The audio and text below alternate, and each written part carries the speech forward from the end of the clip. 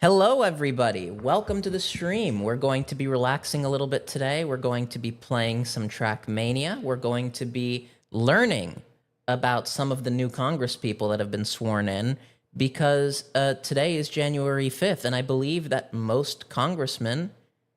No, I'm stupid.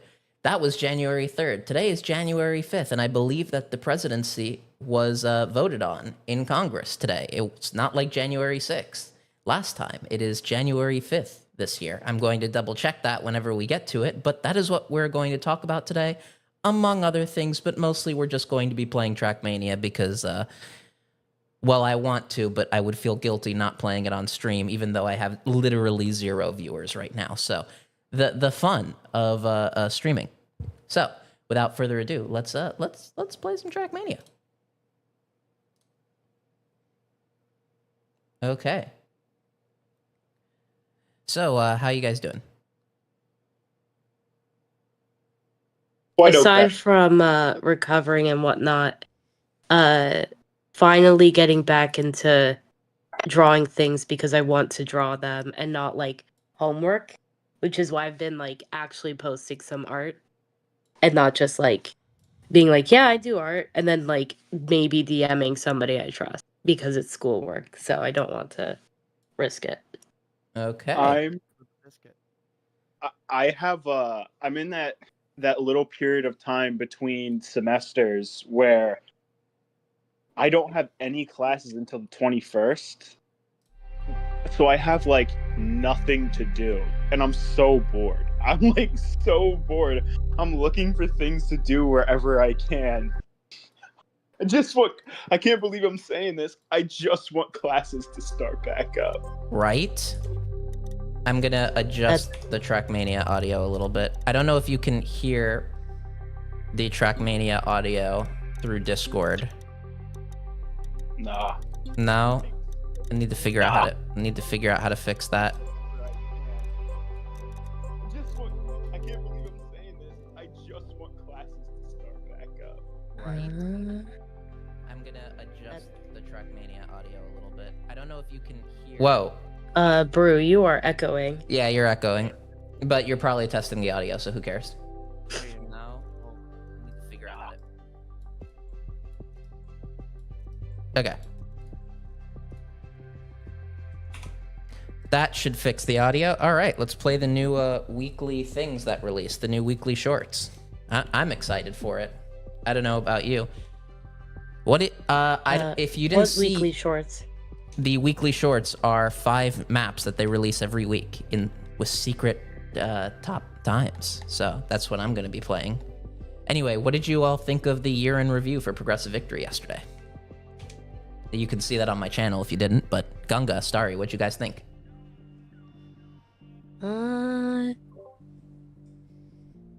I think we should focus 50% of the discussion on fundraising, but that's just me. That's a bad idea. Hold on. Forgot to tell some. You see, I really enjoyed this year in review, specifically because 2024 was the first full year I've spent with Progressive Victory. Fundraising. So seeing everything that was accomplished was so awesome, especially because obviously it was all because of me. You see, I'm joking about the fundraising stuff. I am very. There was more time spent on it than usual, which means my job. I'm actually doing it. Thank God. Yep. Yeah. I wish I wasn't sick though, because I would have liked to talk about it. But I have a feeling that people are starting to have the thing where they stop taking me super, super seriously. So not having me talk is probably a good idea. True, I don't take you seriously at all. Just kidding.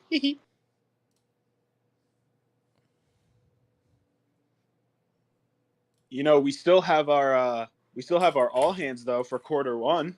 True.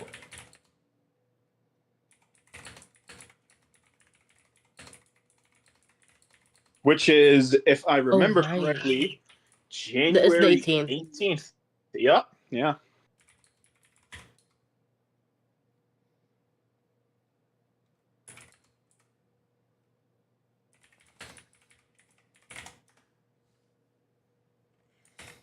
Oh shoot!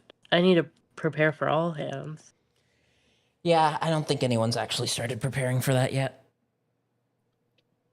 I could tell you, as someone from the state organizing committee, we got started. We got started. You did get started. Actually, surprisingly, Nice. we should. Actually, I don't have a timeline on when we should be done, but we got started, and I've been doing my work all throughout the weekend to get ready for the all hands. So Well, that's In good. fairness to me, fundraising is very reactive to the other like departments. So, like for example, with the merch, I have to, in general, wait for like Control or like Cameron to update the merch or like figure out what they're doing with it, and then I sell that basically. So I need to. It's not that reactive. I mean, It is. It 'cause isn't you that also- It's you mostly also working direct. with all the other departments. you can, yeah, that's most departments. No, fundraising's fairly like, or not fundraising. Sorry, like events team. It's. I'm still sick. Okay. Hey, Abigail. Oh, We have someone in chat. our most loyal chatter. True. yippee! Me failing to Here of get this jump. Neon. Oh, Starry cut out. Anyway, right now I'm gonna focus a little bit on the track. The jumps are fucking annoying because you have to like you have to balance the car as it's like moving over like this really annoying like wiggling. It's drives me crazy. Skill issue. But okay, you do it. You pull up the stream right now. You game.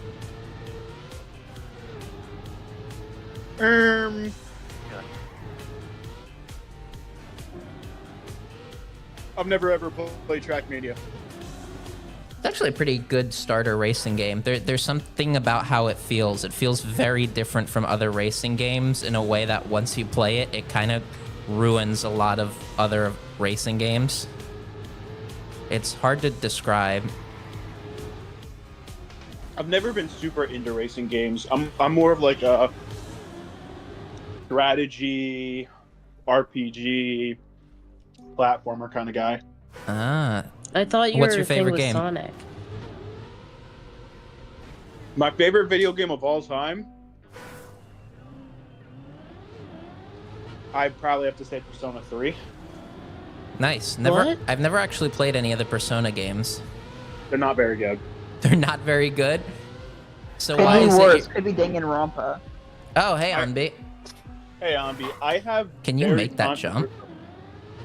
I have very controversial opinions on the Persona games.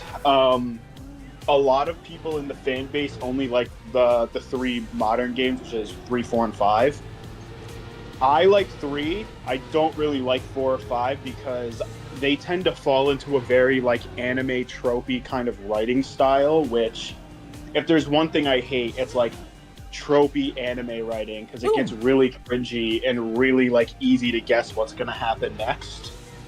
But 3 genuinely has pretty good writing, really good gameplay, and also the themes of that game really stick out for me.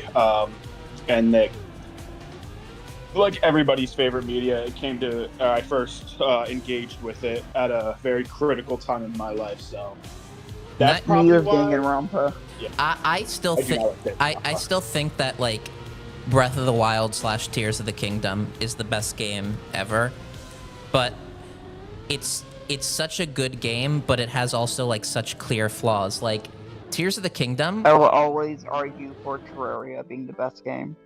Nah. Tears of the Oh, I'm streaming. Hello. Minecraft. Okay.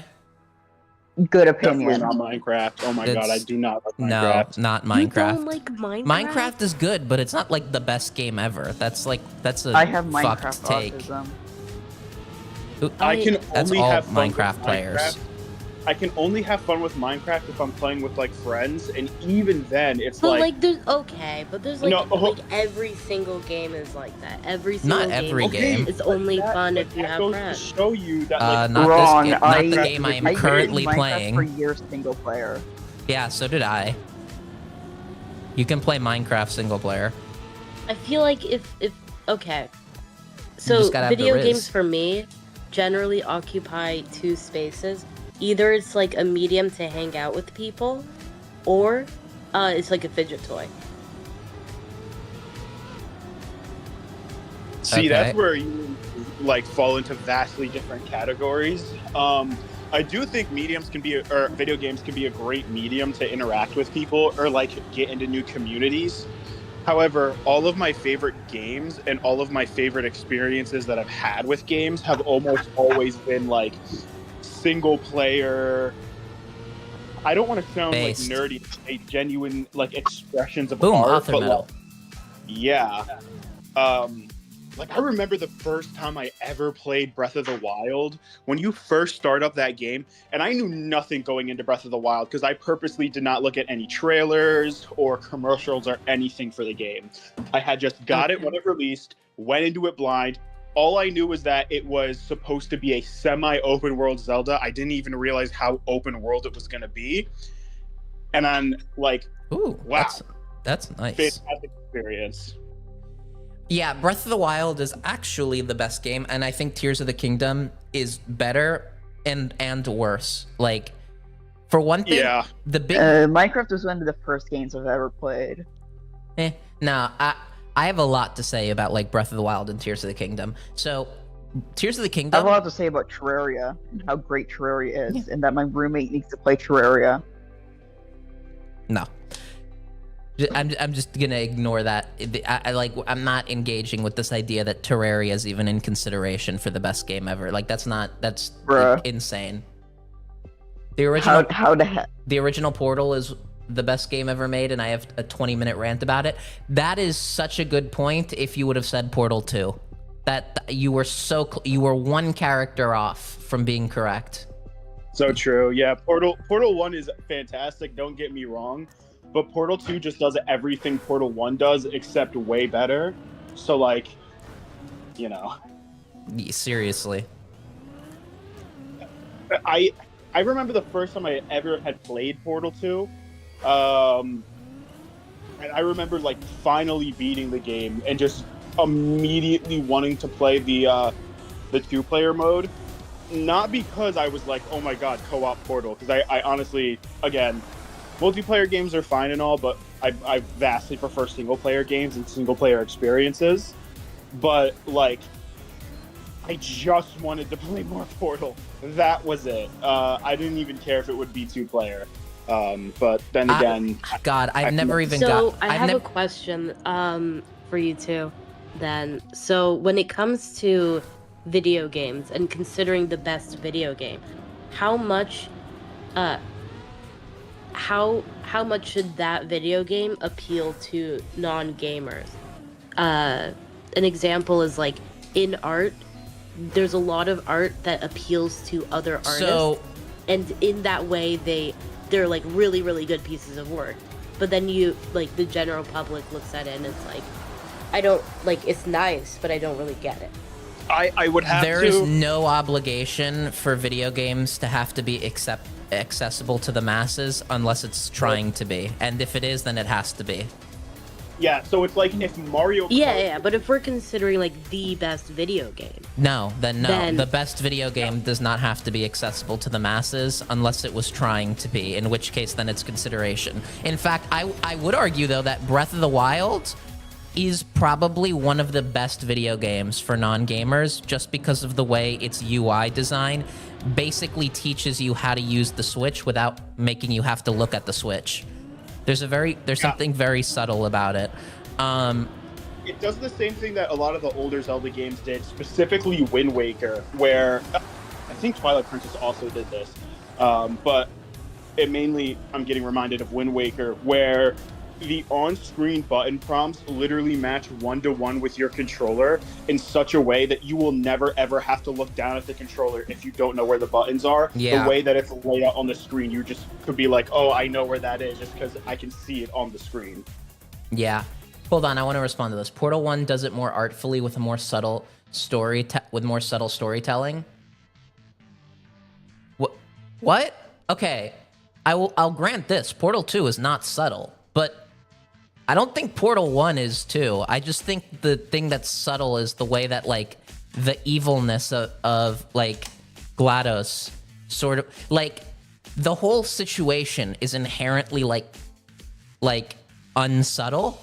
The only reason it feels subtle in that first game is because you're kind of used to being put in wacky situations and then having the story kind of, like, unfold, which Portal 1 does very well. But if you actually, like, think about the story of Portal 1, you're waking up in a test chamber with an AI telling you to dance for it.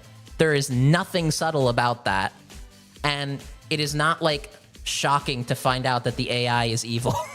Only in, like, video game logic when you think about, like, oh, wow. Like, when you think of the game's mechanics as a part of a game, it feels subtle. But when you think of it, like, as a movie, there's nothing subtle about Portal 1's story.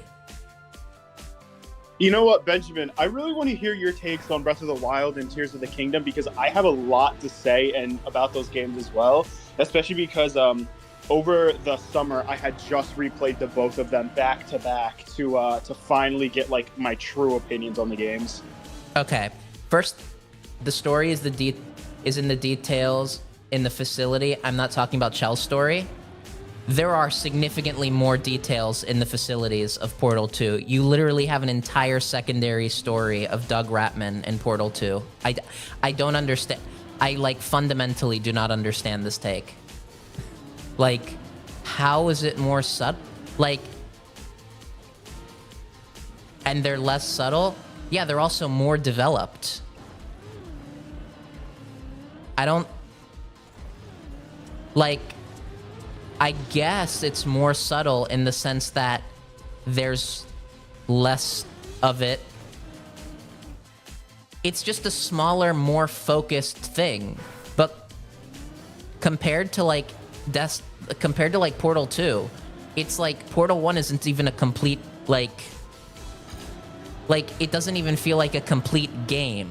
It feels like an experience, which is great. That's, like, how Portal 1 is designed. The point of Portal 1 was how perfectly contained it was. That's true, but it also, like, wasn't what the developers wanted, as evidenced of Portal 2. They really got what they... Like, it was smaller than they wanted it to be because it had to be. Hey, Devin. When you go back to Portal 1, you can really tell how... I was going to say this earlier, but, like, you Portal can 1 feel feels how like much... a DLC of Half-Life 2. And I don't mean that in a negative way. And obviously, What? their games are going to feel similar because they're both on Source, but, like...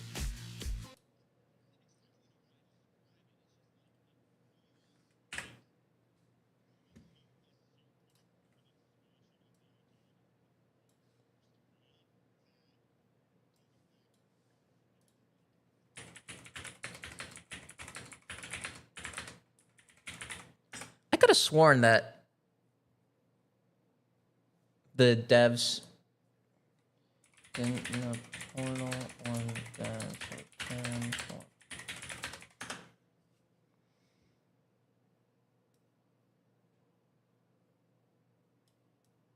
Wait, is this the AI summary? Hold on.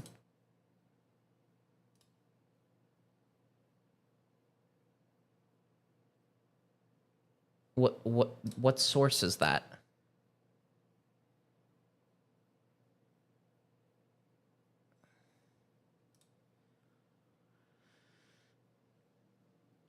This is going to be a rabbit hole. I can already feel it.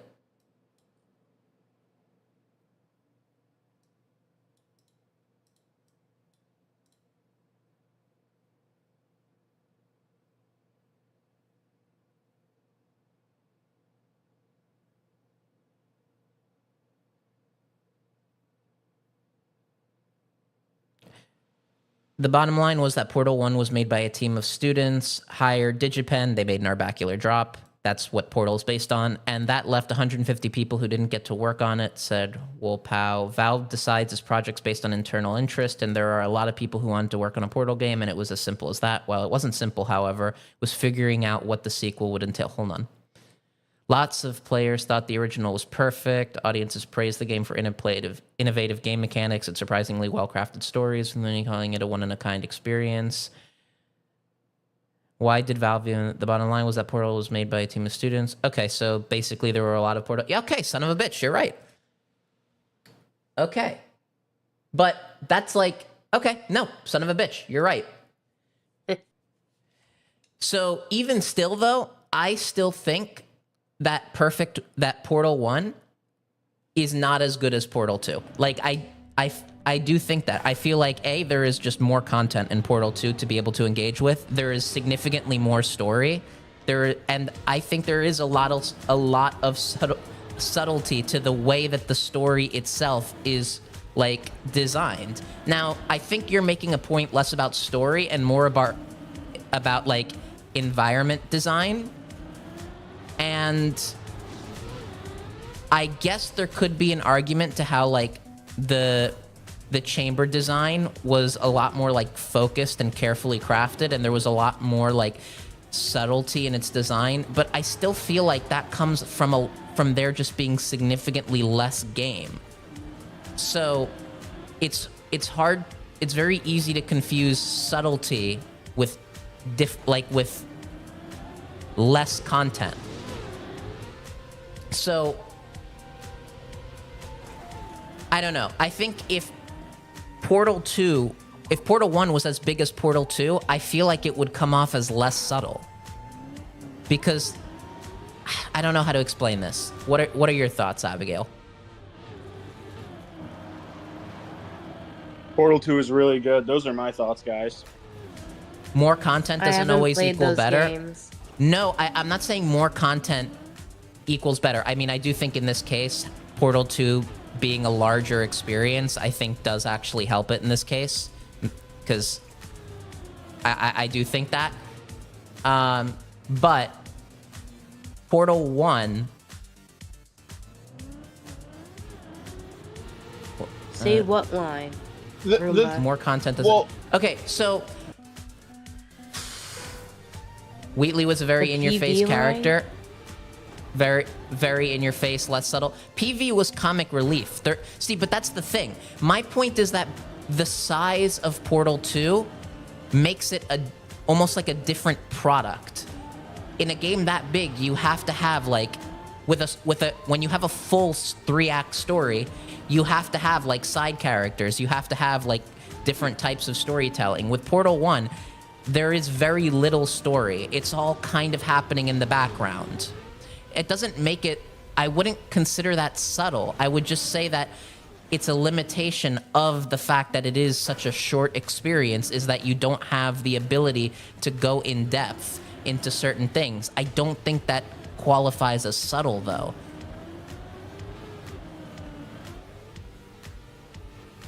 The thing is you're that gonna make me do a Portal stream. That's what's gonna end up happening. Even though Portal 2 does have more content, and more content doesn't always mean, like, a better experience, I would still argue that the actual puzzles, like, within Portal 2 are still better designed than the puzzles overwhelmingly in Portal 1. That's true. There is a lot more variety into the puzzles of Portal 2. I still really want a Portal 3. And mainly because I still think there's, like, a lot of room to, like, improve. There's a lot of story that can still be told. I still like the idea of Portal 3 not even being a Portal game. It is just like a Half-Life Portal, like mixed game. It's just both. Portal was rated T. Portal 2 was rated E10 because they made it less dark and more of an adventure, which is great, but not what I'm talking about. No. Okay, this is what I mean about subtle. Portal 1 was rated T, not because it was dark, but because it was an experience that was not accessible to as many people. It was so focused, and the tone was so atmospheric that it just didn't appeal to that group. And with the way the game's rating systems work, it's a little bit more based on like which group would like less about like being exclusionary on certain like groupings. So something like E10 versus 10 versus teen, it's more about like which it appeals to, where rated M is more about being exclusive to people who are above a certain age. I can't type very fast because my fingers are frozen. I'm on the bus. That's fine. I'll wait for you to type. But the reason that it's rated, Portal 2 is rated E10 isn't because it's less dark. It is more dark. In fact, it is significantly more dark, and I would say that that's sometimes missed because it's more subtle in how it's written. But also that there is more game for people to interact with in different ways, making it more accessible. You can only really interact with Portal 1 in one way. You can interact with Portal 2 in a lot of different ways.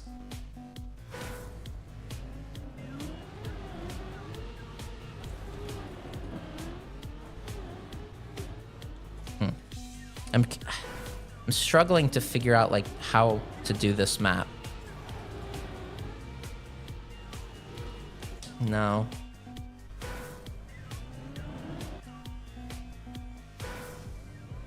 I want to respond to what Roomba said here in the side chat in the Discord. I actually kind of read what they say. They just gave a list of their top 5 video games, and I just wanted to say that I actually kind of hate the list of like okay, here are my top 5 video games or whatnot, because I think that like the best way that I can explain this kind of viewpoint is that I, again, am someone who genuinely, like, my 2 favorite genre of video games are RPG games and platformers, and those games are, for the most part, not comparable. So if both games are going for their own different sort of things, and a lot of their gameplay systems aren't even the same. Oh shit, I can't hear anything. And like, I'll go mute real quick. Okay. Then, like, how can those games directly be compared? I do not see a way that they can be. Like, maybe graphics, maybe music, but the actual core systems of said games cannot directly be compared. Oh wait, I can hear things. No one was just talking, that's why.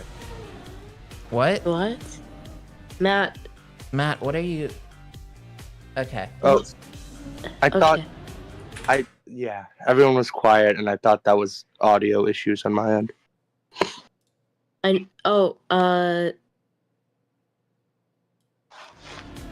Okay, wait, so hold on. Let me respond. The top 5. Hold on. Is Let me Minecraft. one sec. Let me respond to Abigail here. Wheatley shouts the story at you in Portal 2. Portal 1 lets you discover if you want. There is just not as much to discover in Portal 2. There are in Portal 1. There is significantly more things you can discover in Portal 1, in Portal 2 than in Portal 1.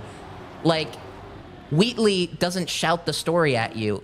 That's literally just the opening of the game. Like, you're describing the prologue. The prologue is less subtle because it's literally the opening. It's setting the stage. You're right about there not being as much in Portal 1. Well, yeah, there's significantly less to just go around and discover in Portal 1. So, like... Personally, I like Portal 2 better. See? And that's the deciding vote. Wait, what? Well, what did I just join? They've been arguing about video games. Real. Yeah, Portal 1 is just... I think Portal 2 just had the better story and better... it was more... They just had more time to work on it. Portal 1 was more of like a experimental game, I believe. It was like kind of just a thing they included in the orange box, and it just blew up.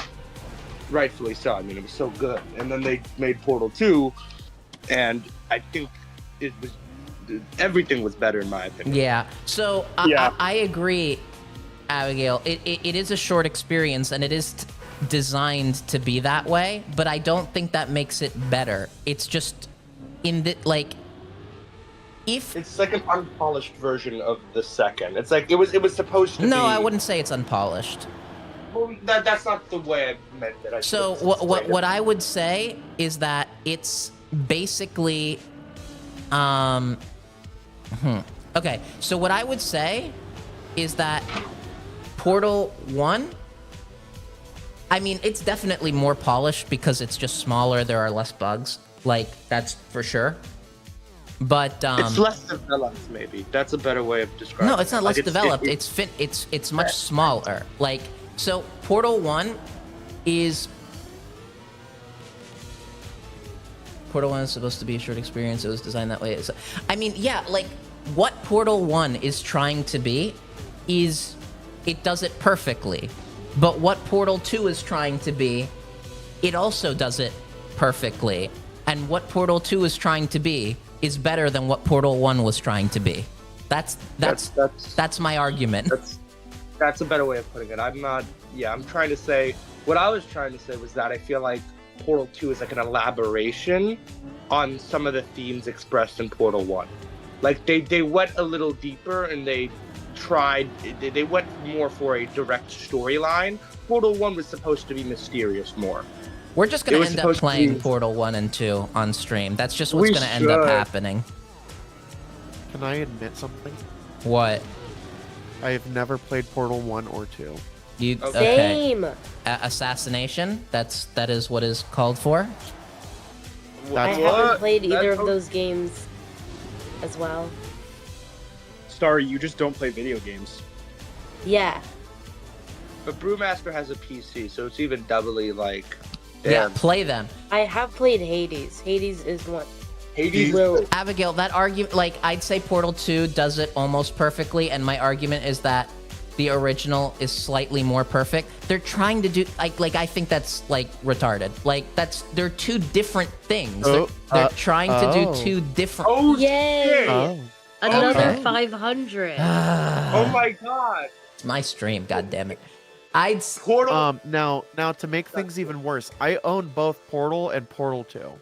What? Steam. Yep.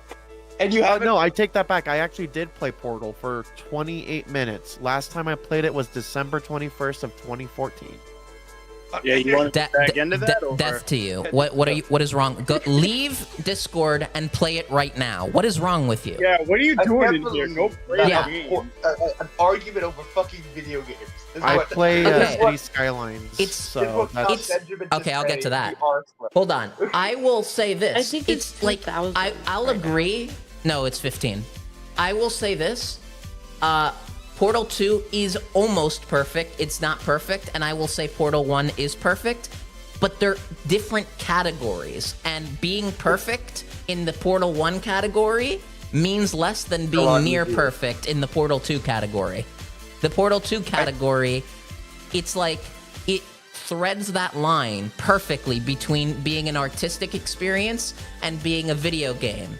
And Portal 1 is really only just an artistic experience with very little video game. I get that. I love City Skylines. Haven't bought the sequel because they still haven't added bikes. That is a very good point. I'll probably end up playing City the sequel Skylines on stream kinda tomorrow. sucks. What do you mean by that? No. City Skylines 2 is already much better simply because of the Road Builder mod, and that's the only reason. They actually improve. So the Road Builder mod is great. You can make great parking lots, but City Skyline, the Colossal Order, they added parking lot roads that actually have like divisions within the parking lines, as if cars drive into like certain other parking lots on like the actual zonable buildings. It's actually kind of cool.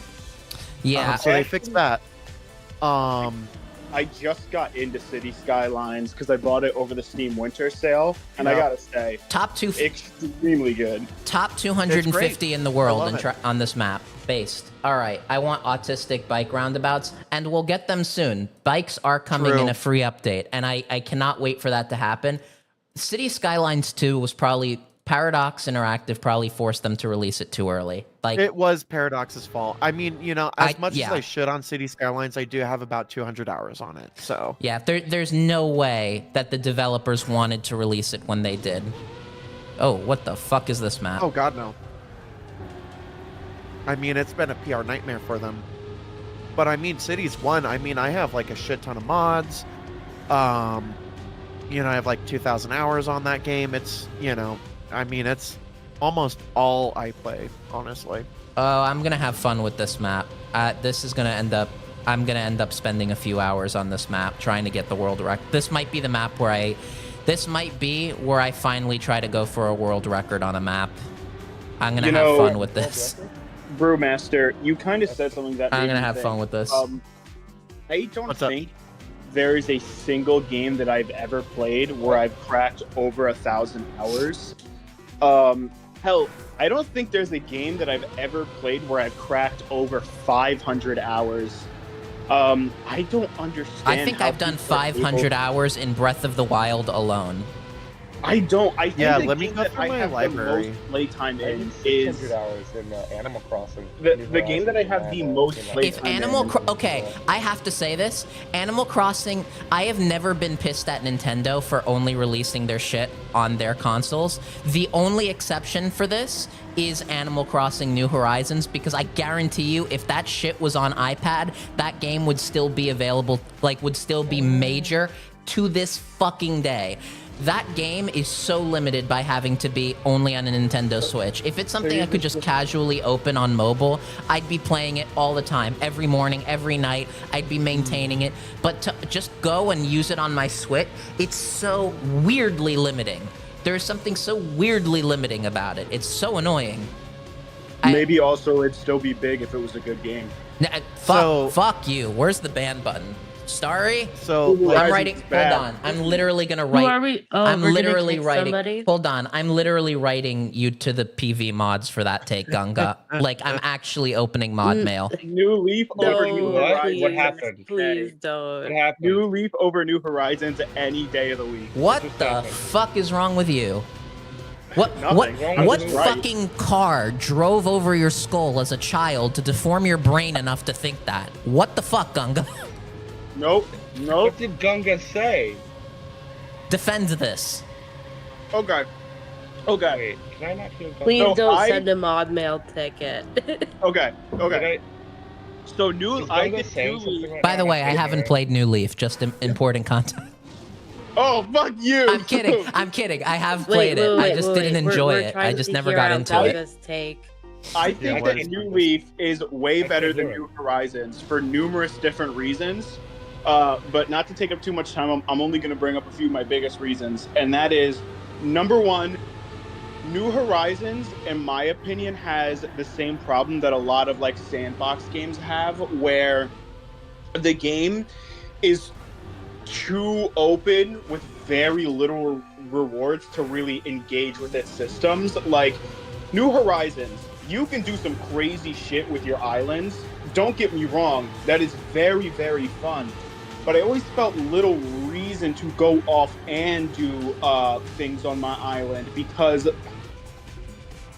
the way that there's progression in the when you when you first start New Horizons, there's progression, but when you get like maybe 3 days into the game, it all like kind of stops.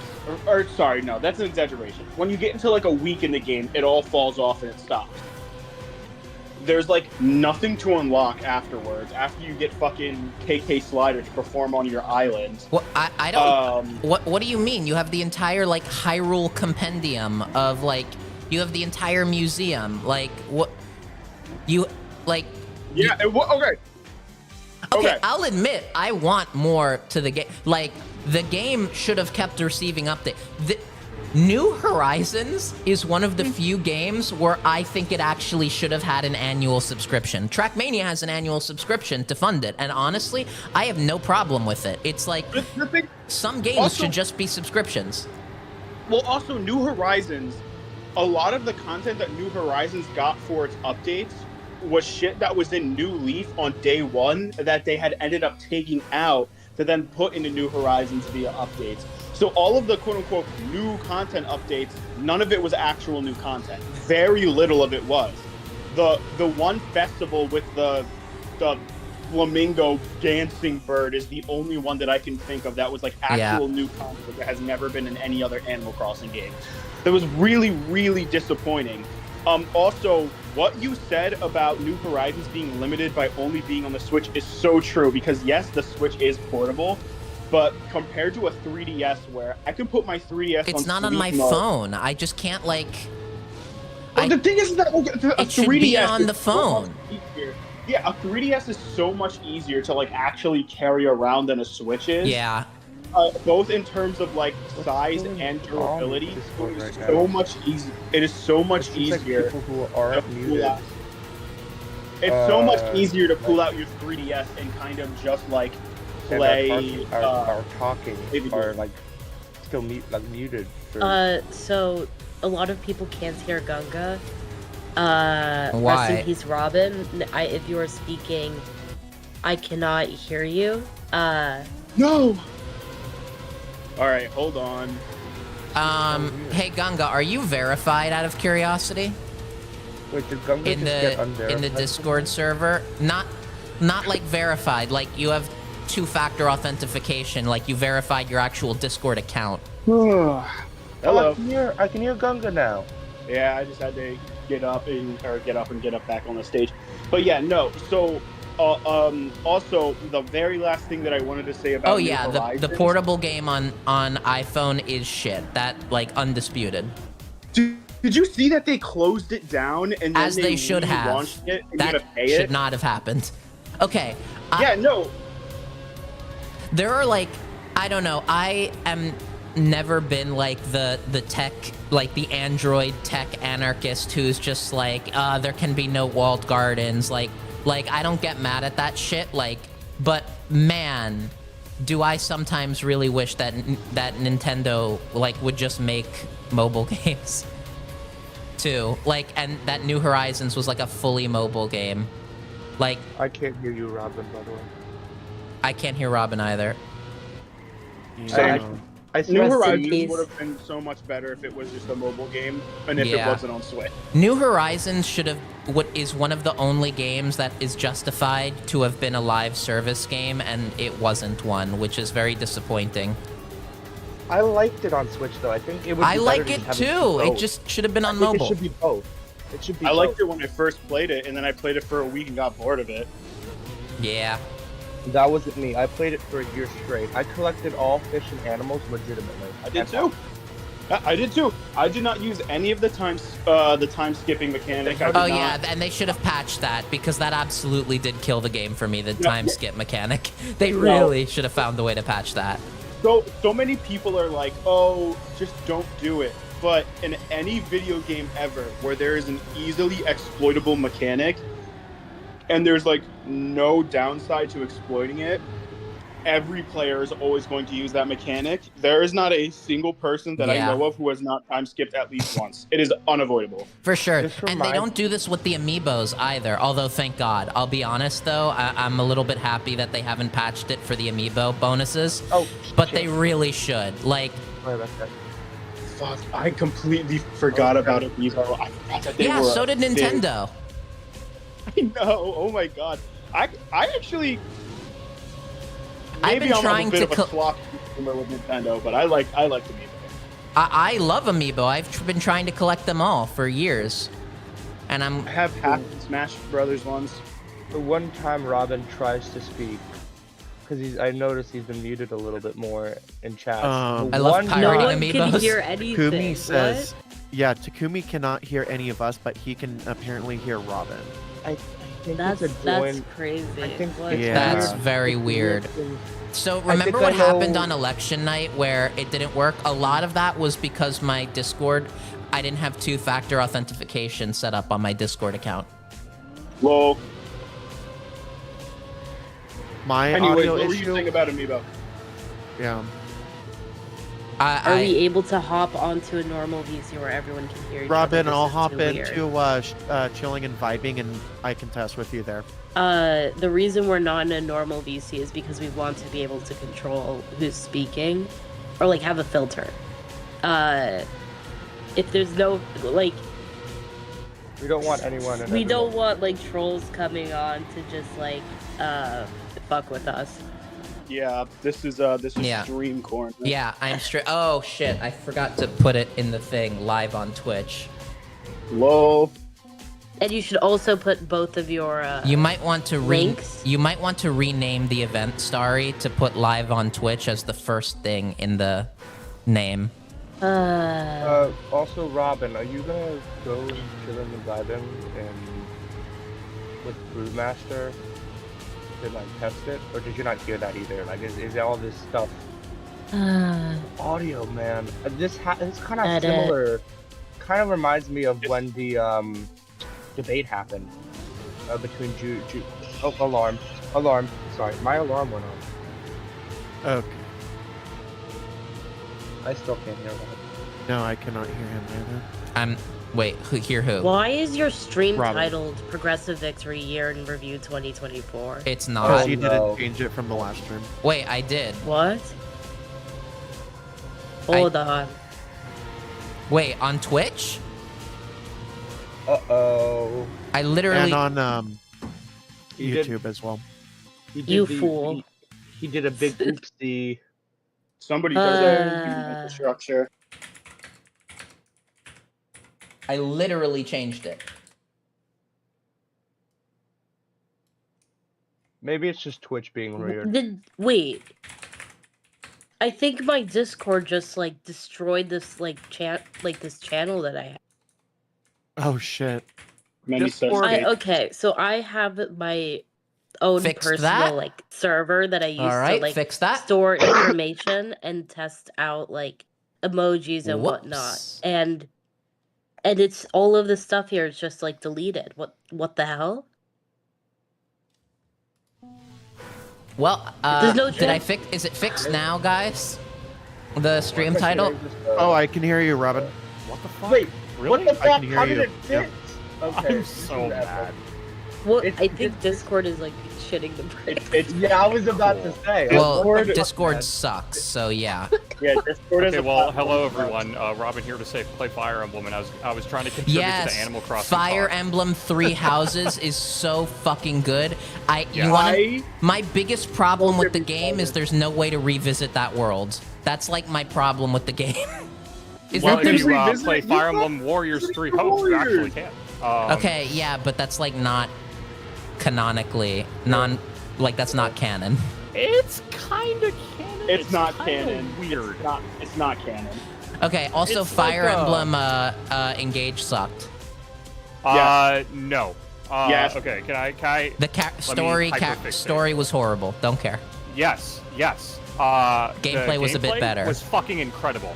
Yes, it was. It was so finely tuned design to where like all of the mechanics in that game are so fucking fun to play around with. You know all what of, like the rings. I never to where played it's Fire. like You know what I really Um, want? I really want them to just re-release Three Houses with some updated Engage mechanics, while also adding a shit more cinematics and finishing out some of the stories on the routes. Can I You tell know- can I tell like a back end kind of story with the with Fire Emblem series? Yeah, sure. If I'm allowed. So back in like the GameCube days, the team that was working on the game, or like the game series as a whole, were trying to do two different things. They were trying to make it to where they had the first console Fire Emblem in a while, because the last console game was for the SNES. And from there, they just kind of started working on the GBA, and that's why we had 3 games there. But they were also trying to do like a console at the same time. So the team actually split into 2 groups, where one of them worked on Path of Radiance for the GameCube. That was a Ike's game. And then the other worked on Sacred Stones, because they already had sort of, were working on just another GBA title in general, right? And so from there, that split the dev team for like, even until now, right? Where there are 2 different teams that specialize in 2 different things. And you can see this even in like the 3DS games with Awakening and Fates, where there is a team that is like very specially crafts stories and the world building. And there's another team that specializes in the gameplay specifically. And there's this weird effect where every other game is going to be completely different. So Awakening is way different from Fates, where Fates had a stupid fuck story. It was So you're saying dumb, but I'll it love was the so next. charming. So you're saying I will love the next Fire Emblem game. They're working on it right now. They like openly said they're working on it. And that's what I would love. Like, if They I just- would so love why for not the teams to just- come back together? Yeah. Because then it would take for like probably years, but I really don't care, because I would love like a world and story on the scale of 3 houses with like the amazing mechanics and just the intuitive gameplay that Engage has. The thing that, even though Engage has really good gameplay, personally for me, the fact that like I don't think its maps were reused. I think all of its maps are entirely different. All of its I wouldn't even care. Minus I the, just want minus the paralogs. I just want more Yeah, story yeah. in Fodlan specifically. Like, I just want, like, we never even, like, I've literally only played the Crimson Flower route because I am just that kind of, I'm loyal, I'm that kind of guy. Golden Deer, best route. Golden Deer, best route. I'm that kind of guy. I'm loyal. But, like, literally, I feel like you could do another 5 fucking chapters after the end of Crimson Flower, going after those who slither in the dark. Like, it just feels unfinished. Well, Okay, that's why you need to play all 3 routes like the game is intended. That's why you need to play specifically through Golden Deer. Here's the thing. No, you should be able to go after. No, you should do the full story in all 3 routes, but it should be the way it happens should be what's different. How Play the 3 story hopes. unfolds. Play 3 hopes, because even in the Crimson Flower route, that's pretty much just what it is Edelgard going after those who slither, and the prologue is fucking crazy, because it starts off, oh, you're just like a mercenary, oh, you run into the 3 lords, oh, you picked Edelgard, okay, now we're performing a coup on the Empire to root out the fucking the guy that slithers, Arundel. Wait, so does 3 Hopes take place after 3 Houses? So 3 It's an Hopes is like alternate it's a split story where the lords don't meet Byleth, they meet a mercenary named Shez instead, and so they like keep all the professors there, and Shez ends up like as a student with whoever you want to pick. That is very Shez, stupid. I think, is a way. No, well, no. The way that Shez it is a handles lot it more- isn't stupid. Yeah, and Shez is a way more compelling protag than Byleth. Shez is honestly really fucking good. Just as, I do- like, as a regular yeah. merc, I love Shez. Yeah. I do think Byleth could have been more. Like, I do think, but like that is. I am getting a little bit sick of like the silent protagonist to project on type shit. I think. I- Oh, I I've hate always Byleth, hated. but again, it's No, not no, like my I've favorite. always hated that. If you're going to have a game with a story, then it should have a story. Like, the characters should be characters. Why am I playing as some, like, dude with no thoughts, no opinions? Yeah, they no really have to monster- justify like, it. So, Kind of like they do in Portal. It's This like, is oh, why I'm you're... gonna put you. This is Yeah. why I'm gonna put all of you on Metaphor ReFantasio. For those who have listened to me talk about this game in the past and how good it is. Metaphor is made by Atlas, the people who make Persona and SMT, which has a huge problem with having silent protags. Metaphor is the first game to have an actual voiced protagonist, and I think the game, although there is some improvement in how the protagonist can be written, it's still balances a really good line between you can Yeah. still craft the personality of the main character to be like a personality that you want it to, but the character is still a character that even at the end of the day, although you can edit or influence certain aspects of the character is still the character that the writers wanted him to be throughout the entire story. Everybody go play Metaphor ReFantasio. It's on every modern system except Switch because Switch is ass. It's the best video game I've ever played in my entire Speaking life. of- Play it right fucking now. So Speaking of stuff like this, you know what game really needs like voice acting and better story? Pokemon. Yes. Oh, I was- Yes. Yeah. Pokemon was needs better curious everything. about that. Fuck that yeah, series. Pokemon just Okay. needs better. Yeah. Po- They fell I- off, but they never I- really fell off. They were always off. I'm kidding. I can stand a silent protagonist like if they go really hard on it. Okay, if Pokemon legitimately like the character never says a line, you have no choices, you're just kind of bounced around by these like other forces. I can get behind that, okay, because you're going like all in. Why are you giving me dialogue options? I hate dialogue options that don't mean anything, because it was very obviously like we should throw the character, like the player, a bone so they feel like more involved in the story. Like, if I'm either involved in the story or I'm not involved in the story. You don't need to give me this dialogue option. It's just, you're literally just trying to make an obstacle for somebody who wanted to speed through it. I have not a fun only game that- for you, Starry. I have a fun game for you. It's called Triangle Strategy. It was made by the people that did Octopath Yes. Traveler. Yes. And every single dialogue option in that game affects your playthrough and your personal story that you're doing. Because a lot of it is based on how you interact with the characters and sort of like where your morals lie. And depending on that, characters will like sway you in different directions that like just is based on where you are and where the other characters are. It is fucking incredible. You I- put too Gwendolyn, much you're faith a in fan of my nameless. gamerness. You're a fan of nameless protagonists. What is that like? Okay, you know what game does piss me off with the whole nameless protagonist thing, and it's Breath of the Wild. Like, he speaks all the time. Like Link or Zelda. Link. Fucking Link. Right? Yeah. No, in canon, Link does speak all the time, but he But never he is speaks very- when you're playing through the game because I thought he he was wants a- to be Bro, stoic. really? Like, shut up. That's Okay. No, I thought he was a What? mute. I thought that was He like grunts. No, in he's the not a Zelda mute. stuff. No, They should no, it's legit not just even that make he them just like grunts. mute. I don't. They should be always mute. They wrote it into the story that he almost never speaks because of like I think some childhood trauma, and he only speaks when he No. absolutely has to. No, no. I the don't reason that think it Link needs to never be a trauma speaks. thing. I think they can just make him not speak. No, the reason why Link doesn't speak, you can read it in Zelda's diary in Breath of the Wild, is because as soon as Link became the host for the Master Sword, which for those who are unaware, for somehow, is like the blade that gets shit done. It is like the goddess herself, part of the goddess herself in the game, like lives inside of the sword. So, dude, I would love some call me Johnny.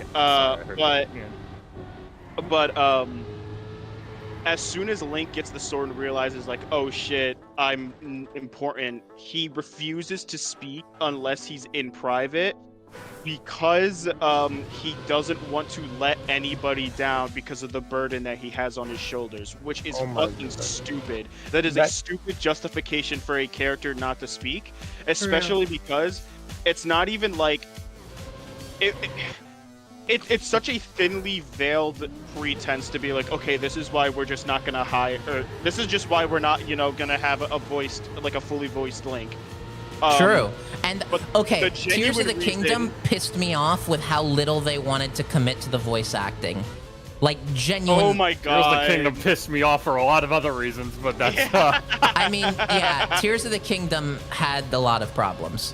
Like it is Yeah. still, I think, Great game, but I still think as a sequel, it fails that's the thing. It's Yes. still the best game ever made because it's better than Breath of the Wild, but it's a bad sequel, I don't- even though it's I don't better agree. than Breath of the Wild.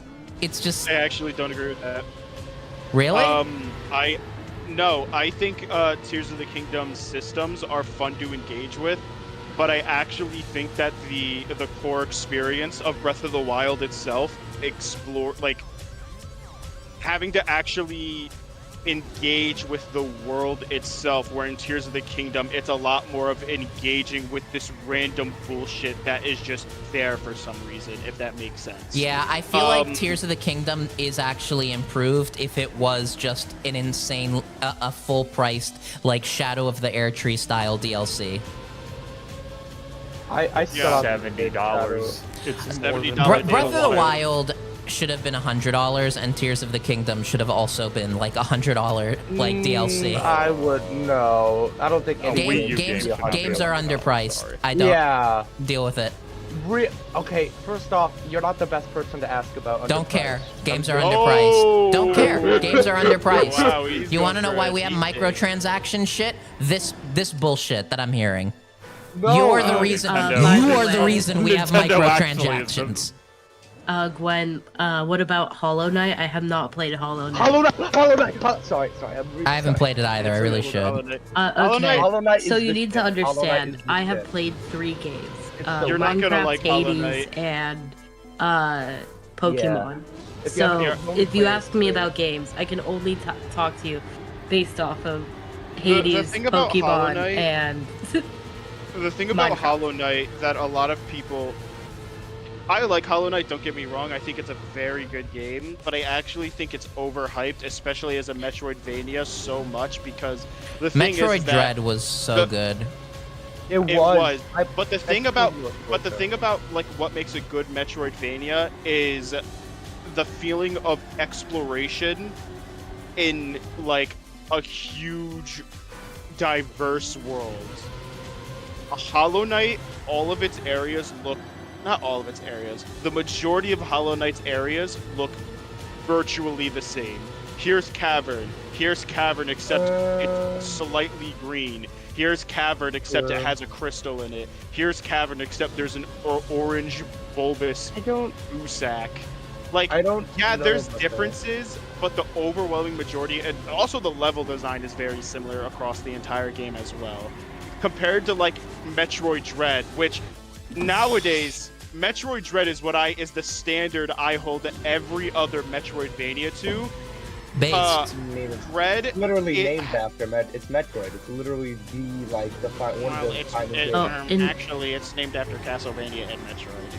I know it's- Gwen I- says in I- Hollow I Knight said you have one no of. name, no face, no voice. You're just a little bug who fights zombies and shadows. Yeah. You're not even a bug. Yeah, Aren't you like I don't a know. void being? Like you're not even like a bug. Whoa, spoilers! Whoa! Oh shit! I spoiled. No, I can't. I don't even know what that Matt, means, Matt, so that's don't not even yell really into your spoilers. Also, yeah, I'm like, yelling? please, for the love of fuck.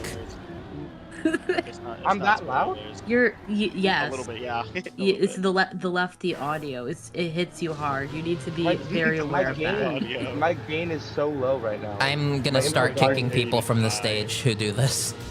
I don't disagree with your point. I do think though that like even in like Castlevania games, they do like walk a fine line with just like differences in the level design, right? Because like you are more or less exploring the same castle, depending on like which game you are playing, but they make it to where just like the castle has different like sections, like thinking what the one for GBA where you play as Trevor.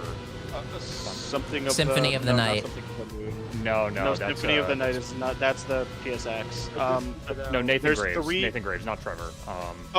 Circle of the Moon, I think. That's it. Circle of the Moon. Yes, where Great game. like it's you start in like catacombs and it's just like okay, like you're like just exploring the bottom of the castle and then there's like the fucking like the clock section where you're like kind of exploring like the gears and everything, right? It's more or less kind of the same. Like okay, like I'm just exploring the castle and there's like regular castle backgrounds, but it's like differentiates it enough to where like it is kind of different thematically, but I still think it's I just figured out why And my most audio was low. It was because for some reason it was default my PlayStation 5 headsets that I'm using now instead of my earbuds, instead of my Yeti mic. Interesting. Bruh, it I- defaulted that. That's why. I actually have never fully finished Symphony of the Night. Oh, boy. Which I know I should, but the thing is I literally got to the final boss and I put the game down God because damn I it, went on so like a close. vacation. Unfortunate. I went on a vacation and the vacation was like 2 weeks, and then you come back and you're like, well, this is gonna be really anticlimactic because all I'm gonna do is fight the final boss and then I'm gonna get off the game. That's The so fu- real. I don't know okay. if anybody else has this problem. I have the opposite problem with Tears of the Kingdom, to go back to that. The final boss fight is the best thing in the game by like a mile, Yeah. and as soon as you the play entire it, ending sequence. as soon as you play it, you're just like, why hasn't the rest of the combat been like this? And then you realize, oh, that was kind of like Dark Souls. And then you're just like, oh, wow, a Legend of Zelda Dark Souls game would be really good. would be amazing. Oh, wait, it's called Elden Ring. But also, I hate Elden Ring's art style. So, please, Nintendo. The first time I had ever played through the ending section of Tears of the Kingdom, I remember it so vividly. It was like the first time in my life that I had ever gotten genuine anxiety playing a Zelda game, as an adult, I should say. When I was a kid, I would get scared at dead hands or whatever, but that's because I was a stupid child. But that entire end sequence of you go down the giant chasm right below Hyrule Castle, which of course Ganondorf was going to be right below Hyrule Castle, because Tears of the Kingdom is just Breath of the Wild 2.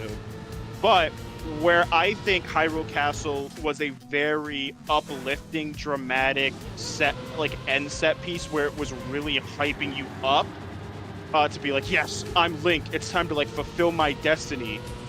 The chasm below Hyrule Castle had the complete opposite effect, where it was like, Yeah. you're now in this unknown area where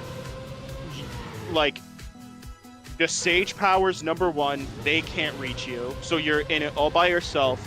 The enemies underneath that, or in that chasm, are genuinely fairly difficult to fight because they do a shit ton of damage. And number two, the way that the music starts to build back up, and Yeah. it builds up to where it was in the prologue, and then goes even farther beyond that, is altogether a fantastic set piece. And then the fight itself with Ganondorf, Yeah, Jeff's pissed. Why isn't more combat in Zelda like this? Yeah. That moment when the health bar just expands is fucking incredible. Yeah, and the thing is that a lot of franchises can't do this because they don't have the brand appeal or the brand recognition or the series history that Zelda has. But the thing is that immediately the Ganondorf theme from Ocarina of Time starts to play, and you're like, Yeah. holy shit! As a longtime Zelda fan, you hear that theme and you know shit is about to go down. And then you see, This okay, is the perfect argument for why we should be getting a Star Wars game playing as Luke Skywalker. I'm actually not a big Star Wars fan, believe it or not. You can also die. What is Oh, Gunga, yeah, bro. every time I I never forgive got- I you never for your got- previous take. What do you mean? Benjamin. It's not that I Benjamin. don't like Star Wars, I just never got into Star Wars. I have never watched a single Star Wars film Honestly, in my Spit, entire life. Star Wars I hate is a both great of you. movie when you're trying to fall asleep. It is amazing for that purpose. I am among actual fucking psychopath. I What? saw Yeah, Star hold Wars. on. We're no longer. I'm no longer affiliating with Progressive Victory. What the fuck? Damn, bro. What is wrong with everybody? I never look. See, I've been wanting Benjamin, to get the into problem is you Star keep Wars. liking things that were cool last century. Last century is so real. Okay. Also, in my defense about Star Wars, Benjamin, What am the I only fucking Star gonna do Wars with these- movies that I've ever sat down and watched all the way through was one of the new Disney movies, and it was dog shit. And I Which was like, one? okay, I'm just not You gonna know, engage you don't with this. start with the Disney movie. I know. Okay, I was in middle school when the Disney movies That's first fair. came out. That's fair. If you were, Um, you were middle school, I we all I know. don't remember. I think it was the first or the second one. I don't remember. Yeah. Force Awakens wasn't as bad. It was very forgettable. It got progressively worse. Andor can only be Andor in Star Wars. You can take Star Wars out of Andor and it will not be Andor because the only reason it's special is because it's in Star Wars. Roomba says, heathens, all of them. We all know the greatest Star Wars film of all time is Attack of the Clones. Based. So The prequels were not as bad, I think. the prequels are only bad if you don't watch Clone Wars. Then they're actual dog shit. Andor doesn't really share the vibes or aesthetic of the rest of the franchise. I think that's wrong. I think it shares the vibes and aesthetic. What it doesn't share is the narrative structure and like the thematic structure. I like Spider-Man. Spider-Man is cool. But the theme is basically just like fascism bad. Like that is the that's the, you know, that's the thing. It's so interesting how people still don't get that. I'm not watching 7 seasons of a kids show to like, it's not a kids show. First of all, Star Wars is a kids franchise. But second of all, you don't have to watch all 7 seasons. It's an anthology show. You only have to watch a couple arcs. I still think that like idea of it's a kids show is very flawed. Yeah, that's like saying Arcane is a kids show. It's because it's animated. Yeah, it's like Yeah, saying that, it's so stupid. Like Adventure Time is like a teen show, but it's very I feel like emotionally mature sometimes. I was gonna say, I think the more apt comparison would be like Gravity Falls. Gravity. Like technically, yes, but there's a lot more complex topics that you really don't understand. Yeah, exactly. I really like SpongeBob. No, it's because Arcane is basically just Andor but animated. Like in a real way, Andor and Arcane are kind of like parallel stories. In a lot of ways, even though they're like the stories are very different and the topics are very different. I've been meaning to get to it, but I haven't watched Arcane yet either. People get beheaded in the show. That shit, people were murked in that show like Game of fucking Thrones. I don't care. So Star Wars. Okay, out of curiosity, is A New Hope a kids movie? Like, Saying is because it was Indiana aired on Jones? Cartoon Network makes it a kids show is a stupid fucking argument. Infinity War is a kids movie. Infinity War is, yeah, okay. I don't know. It's the least kids movie of most Marvel movies. One of No, my it's- favorite yeah, that's- cartoons, Infinity Train. It's on Cartoon Network. It was on Cartoon Network. It's just that you didn't have it. But for that, it's so fucking good. Like, I love Infinity Train, but it's on Cartoon Network. It doesn't make it a fucking kids show. Like, the I mean, Yeah, Adult Swim I would- is Cartoon Network as well. I don't like, what do you... So I would actually argue I've actually seen bits and pieces of Infinity Train. That is a kid show. I would say. You haven't seen the whole. Oh, okay. Obviously, that show is made for kids first and foremost.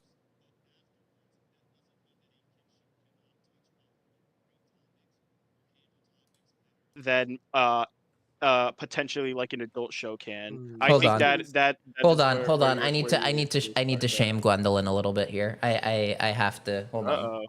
Indiana Jones face melting. Mm-hmm. I've actually never watched Indiana Jones either. This is your kids' movie. Yeah.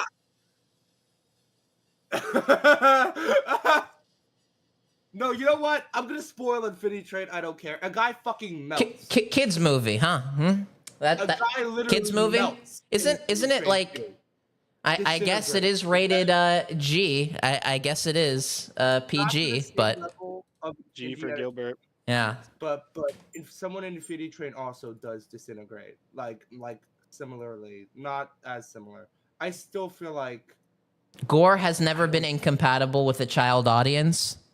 I think there's a better description. It's a Why did my brain immediately go to making a joke about Gaza when I heard that? I was just like, what? Why did? Why did my? Sometimes, Why? Benjamin, Benjamin, sometimes Benjamin. things can remain inside thoughts. Yeah. But No, I don't think it can. Actually, I don't think that's healthy. like Oh, Benjamin. would I wouldn't change you for the actually, you know what? world. I would actually. A regular show's another good example of that. Yes, Yeah, I regular genuinely. show Y'all and remember regular- whenever like fucking y'all were kids and then you heard Mordecai say the word pissed off? regular show. You and just pissed Adventure me Time, off. I Oh feel my like are God. a good example of an actual kids show. That Dude. is sure. But I feel like Infinity Train is different. Hold on. Remember in that one episode where I think it was when they first introduced Mordecai and the Rigby's, and Benson goes, "Holy crap!" The first time I had ever seen that, I No remember I wonder. looked at my dad with like a real life pog face. I was like, He said "Oh," it. He said because I was it. like, well, I think I was like 7 That's when that wild. episode first aired. But I'm like 21 now. Yeah, I I think feel I'm like 21. Infinity Train. Okay, let me defend Infinity Train real quick because if you haven't seen the show, I feel like it's not as like if you take Adventure Time and regular show, I think those. Hold are on, good shows. Gwendolyn. I'm gonna like get into the topic of like intersubjective like rating systems. Like it was for kids at the time, but as we know, kids today are skibbity snowflakes who can't even let me say the word. Who can't even let me say the word retard without having to pay the $500 Benjamin tax. And there So, it is. Time now to- it's We're at time to pay $2,000. up. now. It's time to How? pay up. It's time How to have you pay said up. it twice? It's time to pay You up. haven't said it in like a month. This How the is like hell- two. So we're at 2,000. We're at 2,000. Yeah, I'll pay the We're tithe. at 2,000. Yeah, I'll pay the tithe in December. Why did you give up? December. Yeah, let's make it just let's just make it the 2025. Let's see how high it goes. No. That's too long. We'll forget. Why did We're you- not. gonna be in You're camp by not gonna then. forget. Don't bullshit me, okay? Benjamin, Don't we're all gonna be in bullshit the me. camps by then. What are you talking about? You won't get a chance to pay the tax. Yeah, that's Benjamin- Gunga. Shut up. That was the pain. I'll cut you in 10% if you shut the fuck up. Oh, okay. Wait, hold on. I think Benjamin is actually a little smart. Maybe it should be a year-end event. Yeah. This. I mean, that's And only just like that, $200. we've modeled Benjamin, corruption. I'll forget. I'll conveniently forget about a couple of the jar stuff if you buy me an Apple Pencil. Stuff. Wait, jar? How do you jar not- okay. stuff. Like the I've been the on the slur internet jar. for a little- This is the it's the slur jar. I was just about to say, I've been on the internet a little too long for someone to just say the jar stuff. Yeah, I don't and know then what that- end it there. Don't know what that means, but okay. Oh, Are you Benjamin thinking of doesn't like know. How do I know? the jars where they put in the figures and fill it? There's What- I the was not fuck am I referencing a specific jar. I was just saying that I've been on the internet a little too long. They There's a didn't lot of jar stuff. And that's where I'll end my discussion. You I people. never mentioned anything. Why do of I the let jar you on binks. my stream? Holy shit. Whoa. Automod blocked Automod blocked your message. What message? Oh, it both says look story. at Just that. make a channel at the top of PV that has a constantly updated billboard graphic labeled Benjamin tax. Wait, The the R word is not allowed on. This must be solved. it says name calling, so I have to.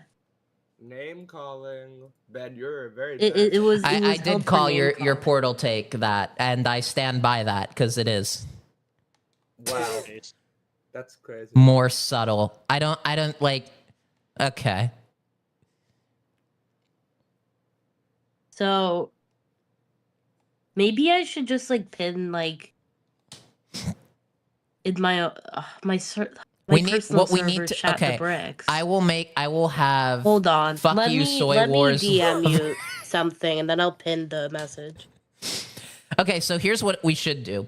We should make a bot. We should have Logan make a bot, and we add it to the PV bot, and it's a command that only a small amount of people can use, and it basically is /R word, except it will be the full word. It's a lot of work. It's a lot of work for something and- that could just be written down and like. And then basically what that does is it adds up a counter, and you can do /R word reset to reset the counter whenever I pay it off. Start of the year and recap. So or that year that review. way that way there's a literal mathematical counter that counts it because we can log it. Just so we get another 500. Abigail says, "Fuck you, soy wars lover." Yeah, You I already wouldn't know read that. subtle if it sliced you with a lightsaber. Soy Wars lover. Soy Oh, wars. You guys have been pretty funny today. You guys have been pretty funny today. We've been cracking a few good ones up in here. Yep. Top 100. Boom. I'm proud of this one. Okay, I can finally get the fuck off this map. Oh my god, save me. I was gonna say, I don't me. know if we should say at the year-end review how many times our biggest donor said the R word. I Keep don't in know. mind that this server is the biggest digital donor. headquarters of a growing pack. Yeah, I don't know if That's a why he's good paying idea. us. But- Benjamin, what are your thoughts on the anti-Semitic caricatures present in Star Wars? Gwendolyn, you were there for that election day segment, right? Oh my god. Basically- Were you Oh not my already there for that election day segment? Dude, No, you weren't? Well, he then we're cracks doing more it again. jokes about Jewish people than We're- a Nazi. You know that, right? Well, I That can. tracks. That I can. I'm tracks. Jewish. Nobody hates Jews more than another Jew. That literally. I was born. Hold on. Okay. What is it? The banking clan in Star Wars. We're doing this rant again. No way. All We right. actually Starry, mute everybody. I don't want any interruptions. Okay. Okay. So here's what we're going to do.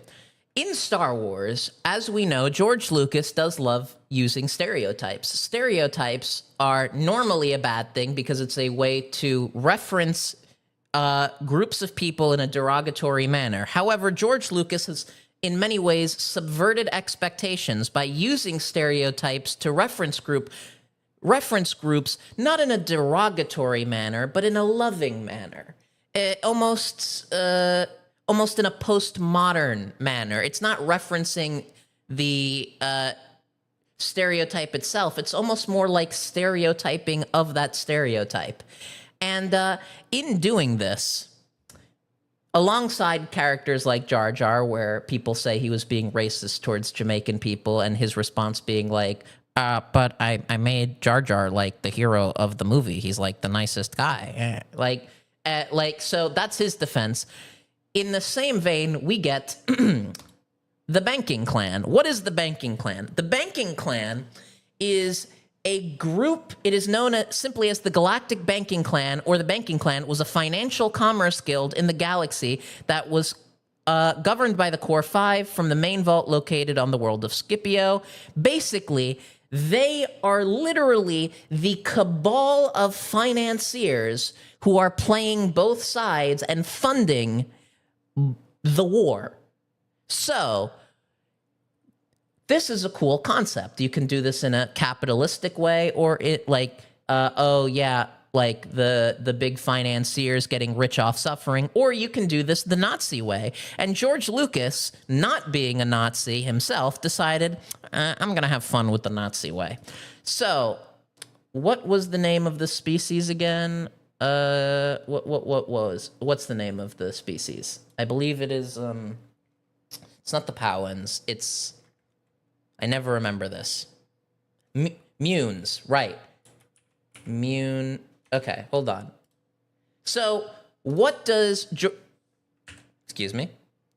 How does George Lucas create these figures? Well, he creates them to look like this. Nope, not that. I thought that was a picture. Why did I click videos? He makes them look like this. And like this. And not to be outdone, he even gives them funny hats.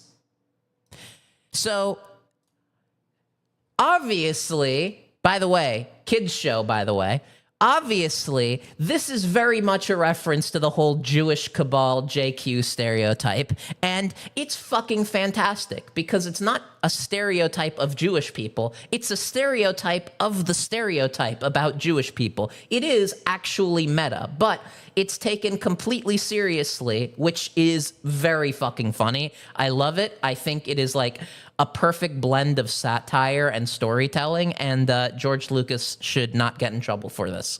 Like, it's actually so funny. Hold on. Banking Clan...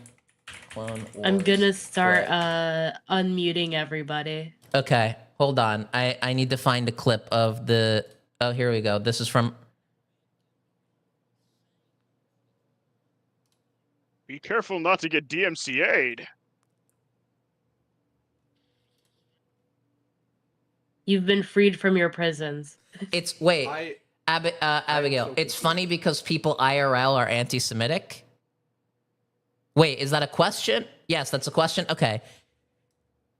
Yes, yes. It's funny I need to how know. stupid anti-Semitic people are, and this is making fun of them by basically taking their stereotype at face value. Yes, it's very funny. It's funny how stupid and childish that when you take the stereotype at face value and dress it up at its most serious, it only works in the context of Star Wars and nothing else. This is the same movie where this happened, by the way. Hold on. I'm so Love to know. confused by what you just I'm said. so Everything confused. about- I'm cough. Benjamin is going on his one of his Star Wars Same. rants. Hold about on. this Hold one- on.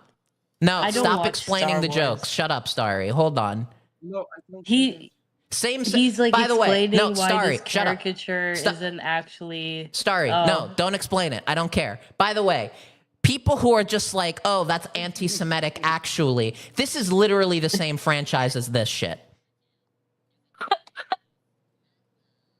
So, like, if it is only threatening in the context of, then it's not. Then it's making fun of the conspiracy theory. I also Wait, think like a what part just of it, like just from outside looking in, a part of like the ironic like humor Oh, there stream is that stream couldn't you'll- hear that. Oh, fuck me. Okay, I guess I'll just edit it in later. I didn't Okay. hear anything. I was gonna say part of the ironic thing would be like there would be a bunch of people that would watch that and they would be like, oh, that's like the Jews, that's like the Jews Yeah. in real life, and then like tell on themselves. Yeah, Right? It's exactly. just like- So- Yeah, that's the yeah. It's this clip is what I played. Hold on, everyone, stay quiet. That. Better Also watch out. this. There's a Jedi on the loose. Uh-oh. And then this is the clip from the movie. Nope, not that clip. The banking clan will sign your treaty. Good, very good. That fucking like, Jesus Christ, if it's only serious in the context of then you're not, then it's not a then that, like, it's parody. I don't understand how people who aren't Nazis can't think of this as parody but dog whistling. Like, I think you have to be mentally ill to think that. It's Okay, so funny. Can I say something? I'm confused. This feels like South Park Defender logic. Yeah, because South Park is leftist. It is. Like, South Park is worth defending. Yes, it is left-wing art that is edgy. You cannot have...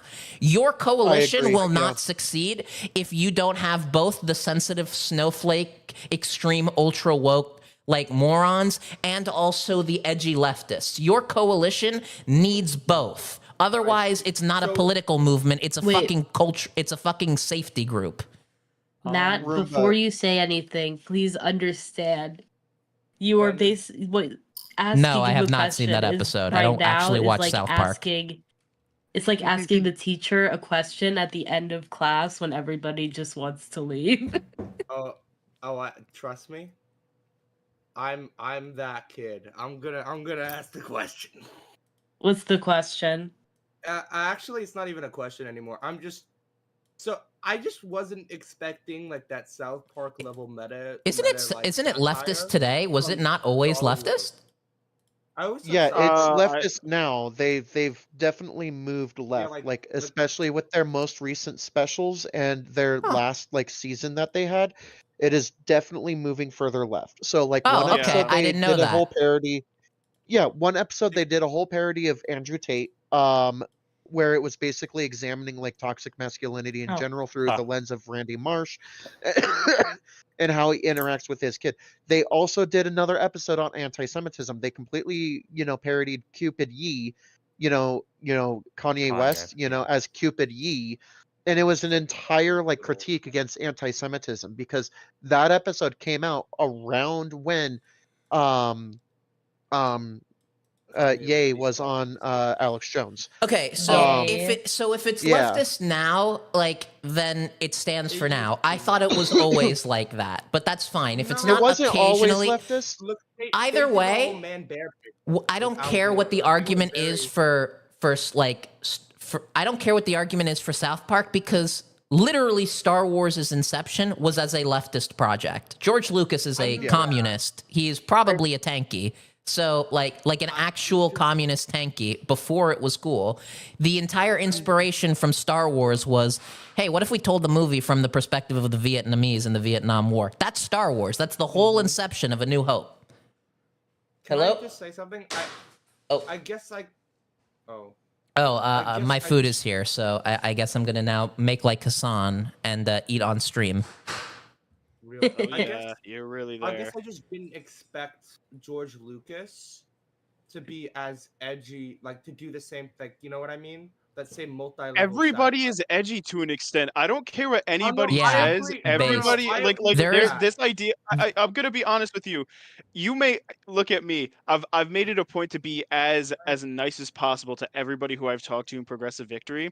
When I'm not talking to people from here, I'm a very edgy person. Like very, very much so. And it's the same for everybody else in here. I don't care what anybody says is the exact same way. But there's differing directions of edginess. I am edgy in the sense that because I'm a trans woman, I make fun of trans people all the time because I make fun of the community in which I represent. I forgot you are speak for Gunga. I'm yourself. gonna be honest. I completely forgot that you're trans now. Sorry about that.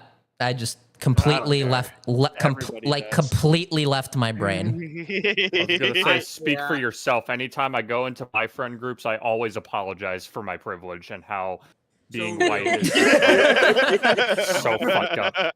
I keep forgetting Nobody about, apologizes for their privilege more than me. I have to literally pay up for it in the form of the R word tax. We're the most humble 6 people. foot, by the way. 6 foot, Whenever by the way. Robin goes Yeah, 5 to, sugars. Do not explain that on stream, by the way. I'm going to be honest. If anybody explains that joke on stream, I'm banning you from my stream. That's fair. It's a secret. I'll just reference it and laugh. Yeah, it's an insider joke for hashtag those. I actually forgot about the joke. Based, for a while. Abigail, not the homelessness thing, the swearing, the homelessness. That's less based. Homeless is cringe, actually. Yeah, according to yeah, Hold on, guys. yeah. You know, you're really like evil for being homeless. I say as Anna Kasparian. Anyway, I wasn't. I just want to like finish the thought I had prior about like the whole like I just didn't think. When you were making that argument about it being like satire, like it was like stereotype of a stereotype. I kind of thought of South Park because I watched a lot of South Park when I was a little bit like a few years ago. The thing here is that I feel like I just didn't expect that from George Lucas because Star Wars never struck me as like I knew it was like obviously it's very political and it's obviously an anti-fascist message. I just never thought they would do that edgy type of like satire. in the same movie, in the same movie where we are introduced to the banking clan, the senator that is that happens in the Clone Wars, but it basically happens like 5 minutes later in the canon. We find out that the senator from the world where they do the cloning is named Halle Bertoni. The senator for the world, that's sole purpose is to basically create the army for the Republic, is named Halle Bertoni after Dick Cheney. I see. So that's what it was. Okay. All right, I'm gonna grab my food. You talk amongst yourselves. Yeah. Okay. So So, I'm gonna say Robin- something really cool, really Hi. quickly before you say what you were gonna say, Starry. and that is. Oh fuck! I forgot what it was. It was gonna be so fucking funny. Oh my god! It was gonna be ADHD so. moment. Robin, All right, sorry, whenever, shut the fuck every up. I need to morning say you wake something. I up and you forgot. do a land acknowledgement, right? Oh, of course, every day. I always say, man, I should be in my homeland of Poland right now, but I decided to colonize via my ancestors. My privilege as a straight name white every Native wealthy American man tribe. currently speaking on stolen land. I could be fishing in Sicily right now. Not but only instead I'm in stolen, the- but worse developed. The environment not even able to be natural. It has been bastardized. Like, I don't know. Those people are so fucking cringe. If my grandfather didn't come to America, I wouldn't exist. Wait a second, that doesn't.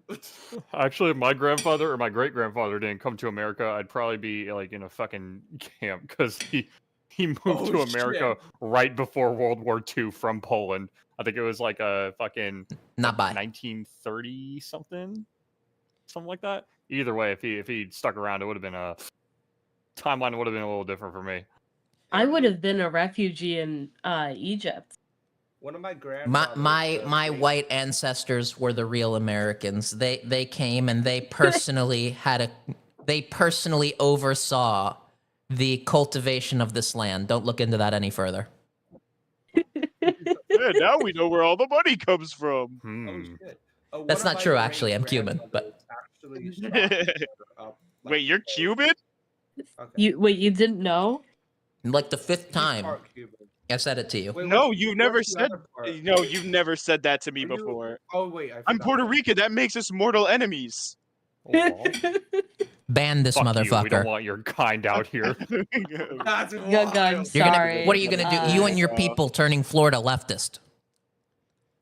Oh. Wait, hold on. You people. That's. Oh wait, fuck.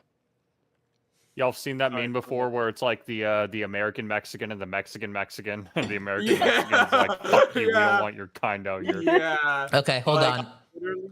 What?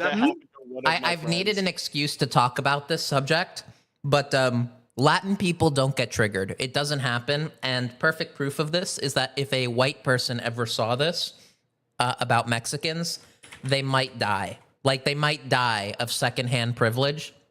But to every like Mexican, they love this shit. Hold on, I'm gonna get copyrighted.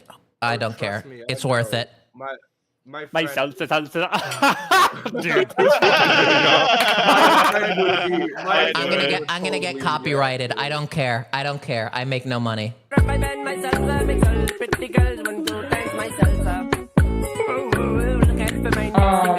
Right now, I'm gonna test this. Every single Hispanic person in the world loves that shit.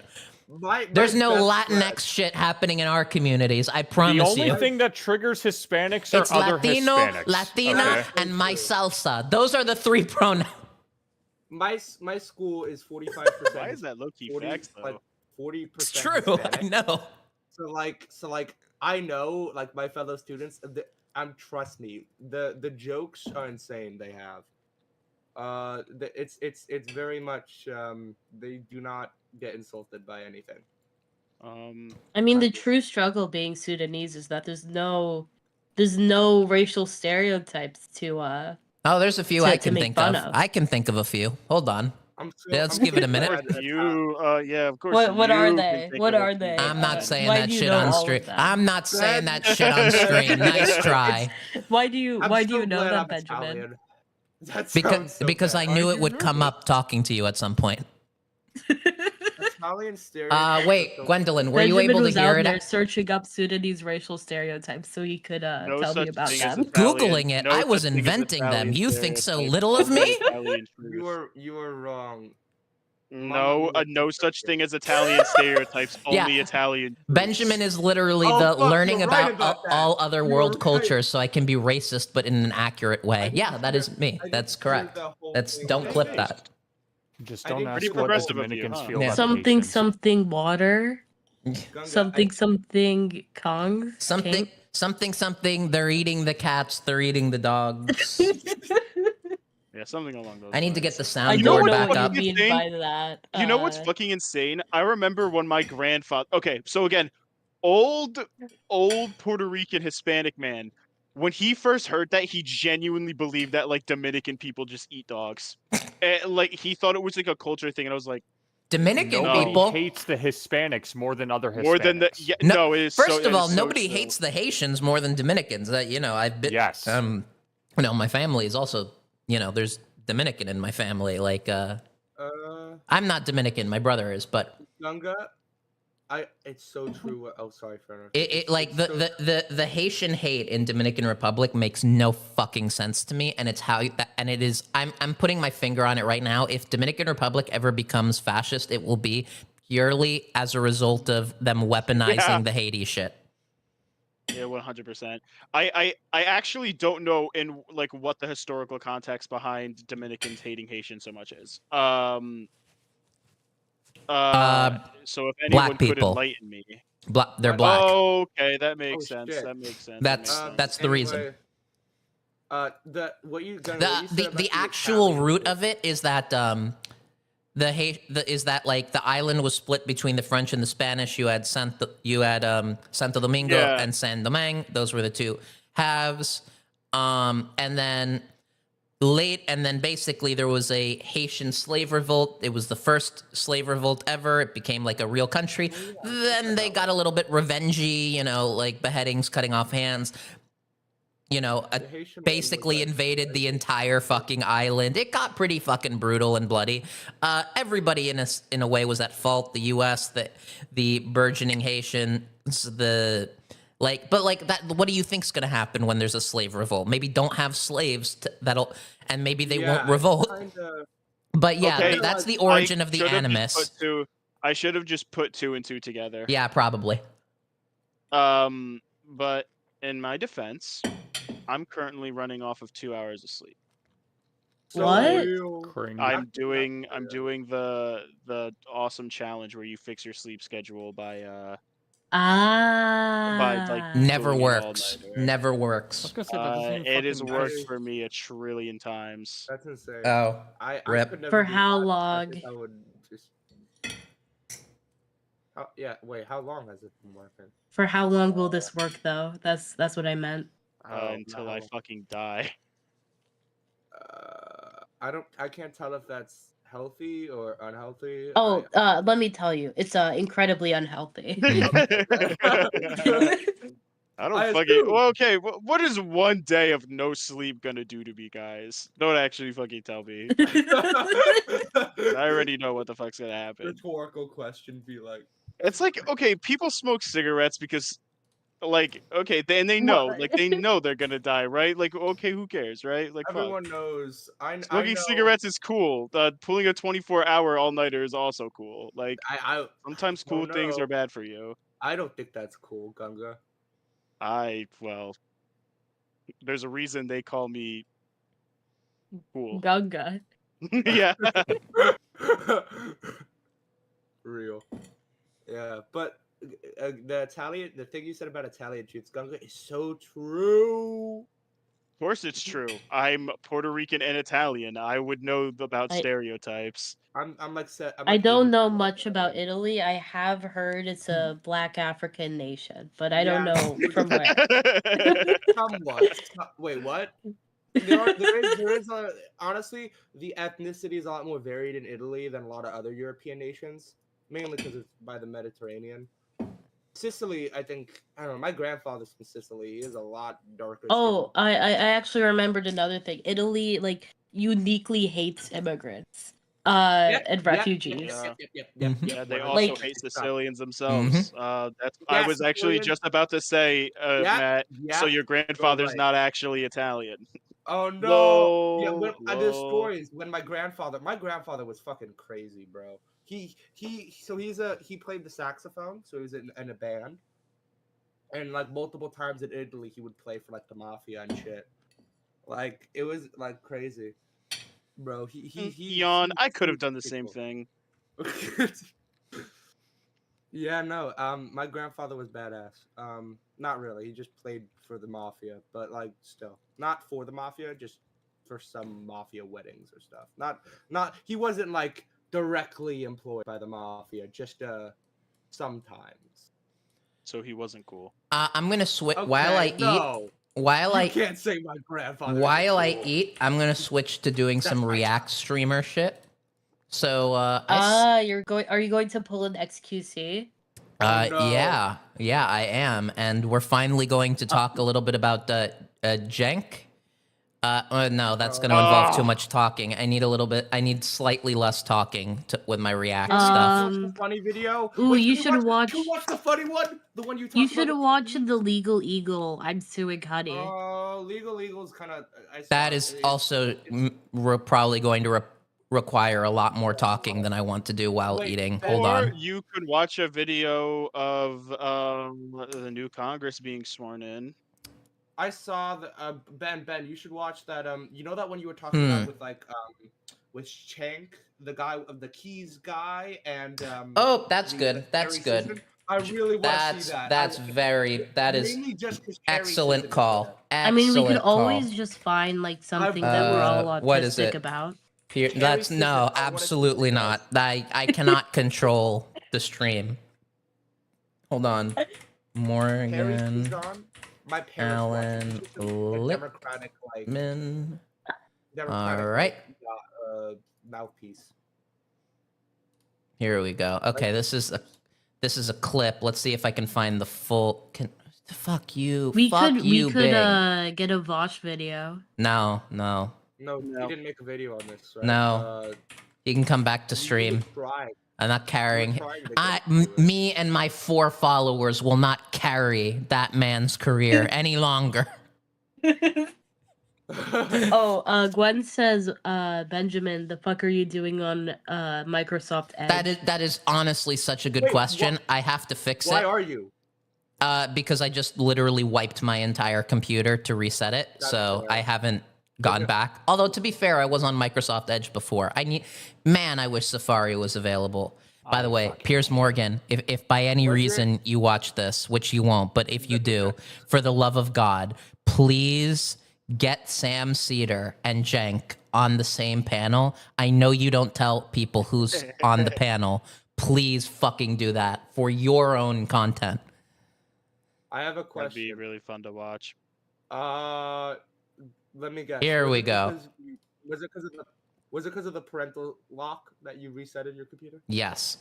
Hold on. Here we go. This was like so good. This whole like keys segment. This is a long thing we're gonna watch. Let's fuck it. Let's go. Whole thing. Harry, let's do it. The new TikTok guy. I'm so interested in how he. Make sure if you're on Discord, make sure you click into my screen share to be able to hear what's going on. Kyle was on too. Right now. Huh? Kyle is also on this episode, as is Nina Turner. All right, we are going to watch this now, and I'm going to talk through some of it, but I'm going to mostly eat through all of it. Now, let's go. Oh, I should eat. I haven't eaten. Do not try not to talk over it if this is the Jenk Alec Littman fight. Yes. I'm just gonna watch it.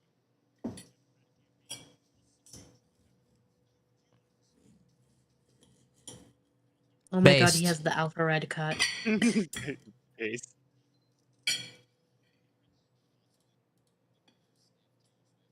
Dear God, the sound effects.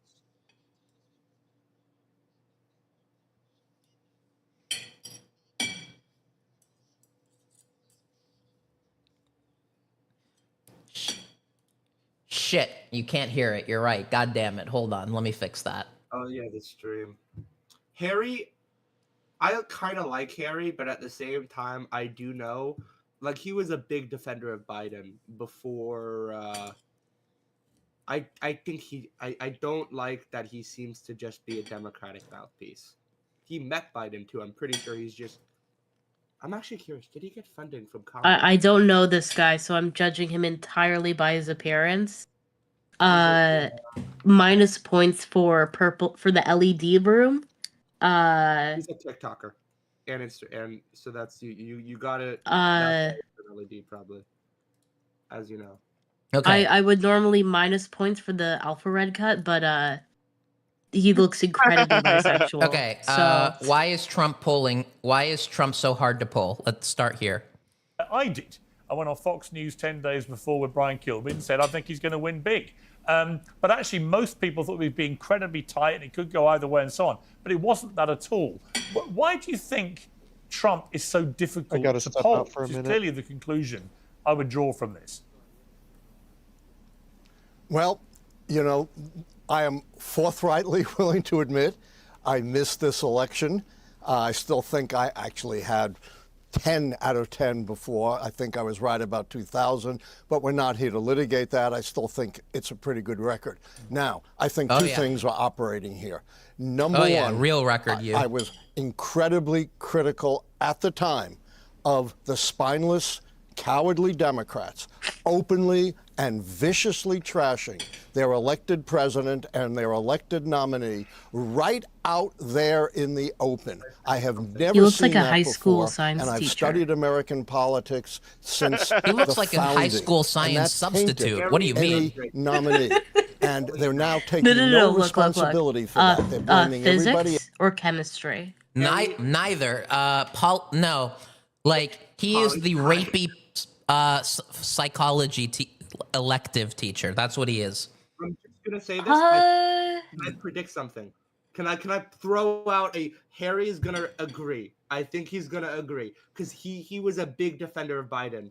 Who cares? I don't give a shit about like this I twink-looking man. don't know who any cares? of these guys are. I can barely hear I'm them. here for Here's these what I people. care about. Out I of think- politics. I think Twink should anybody stay out of politics. I think anybody that claims that they can predict any election needs to be shot into the fucking sun. Actually, these fucking people have to true. say. I'm just trying. 400 electoral college points.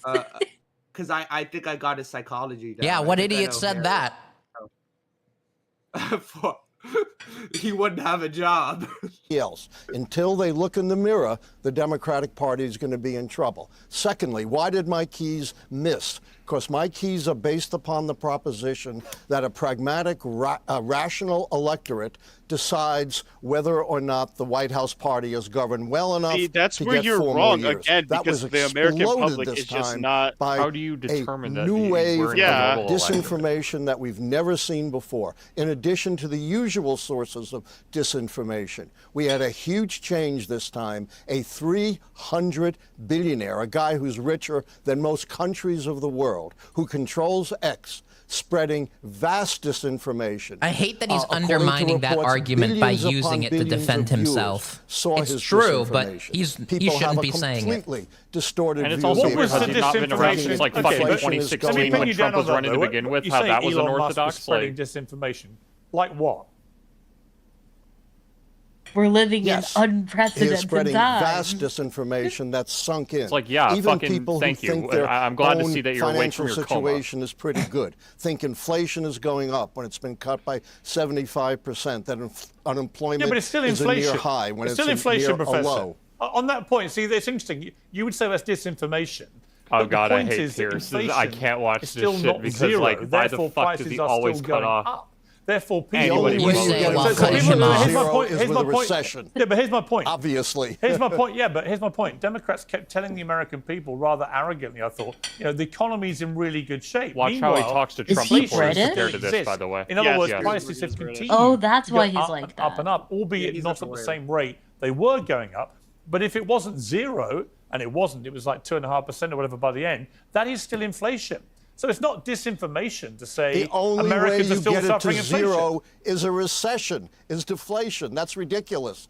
Inflation has been cut by 80%, but it's not just inflation that people are wrong about. But do you accept It's inflation every means prices aspect are still of the going up? economy. Do you accept prices were still going up? Of course. Right, so They that's the point. always do, unless But that's you have a what- recession. I hate this. We need a major Democratic candidate to be like, Inflation is not when price goes up. It has a definition, and everybody who doesn't use it needs to be assassinated. Like, I can't. We also need somebody to go up and say, "Hey, dipshit, does like do the Democrats like wave a magic wand and say prices are going up now?" Because like that's where this fucking conversation leads every single time, where it's like, "Uh-oh, inflation's happening. That must mean Joe Biden waved his magic wand to make gas go up by $1." Like, okay, no, hold on. fucking nobody ever. To be fair, a huge chunk of the inflation was Democrats and Republicans priming the American people to expect inflation, letting companies price gouge the shit out of everybody. So in a way, they kind of did have the magic wand. So they why had the magic wand of Piers COVID? Morgan and like the No, because COVID wasn't. So a lot of the price increases weren't even supply shocks. It was like what 60% price gouging was 60% of inflation experienced during COVID was just price gouging, and that only happened because COVID and allowed politicians to create the narrative of, oh, there's going to be massive inflation, which gave companies the excuse to raise prices without facing any backlash for it. Yeah, that's true. Sorry to answer That's your not question. disinformation, then, ridiculous. is it?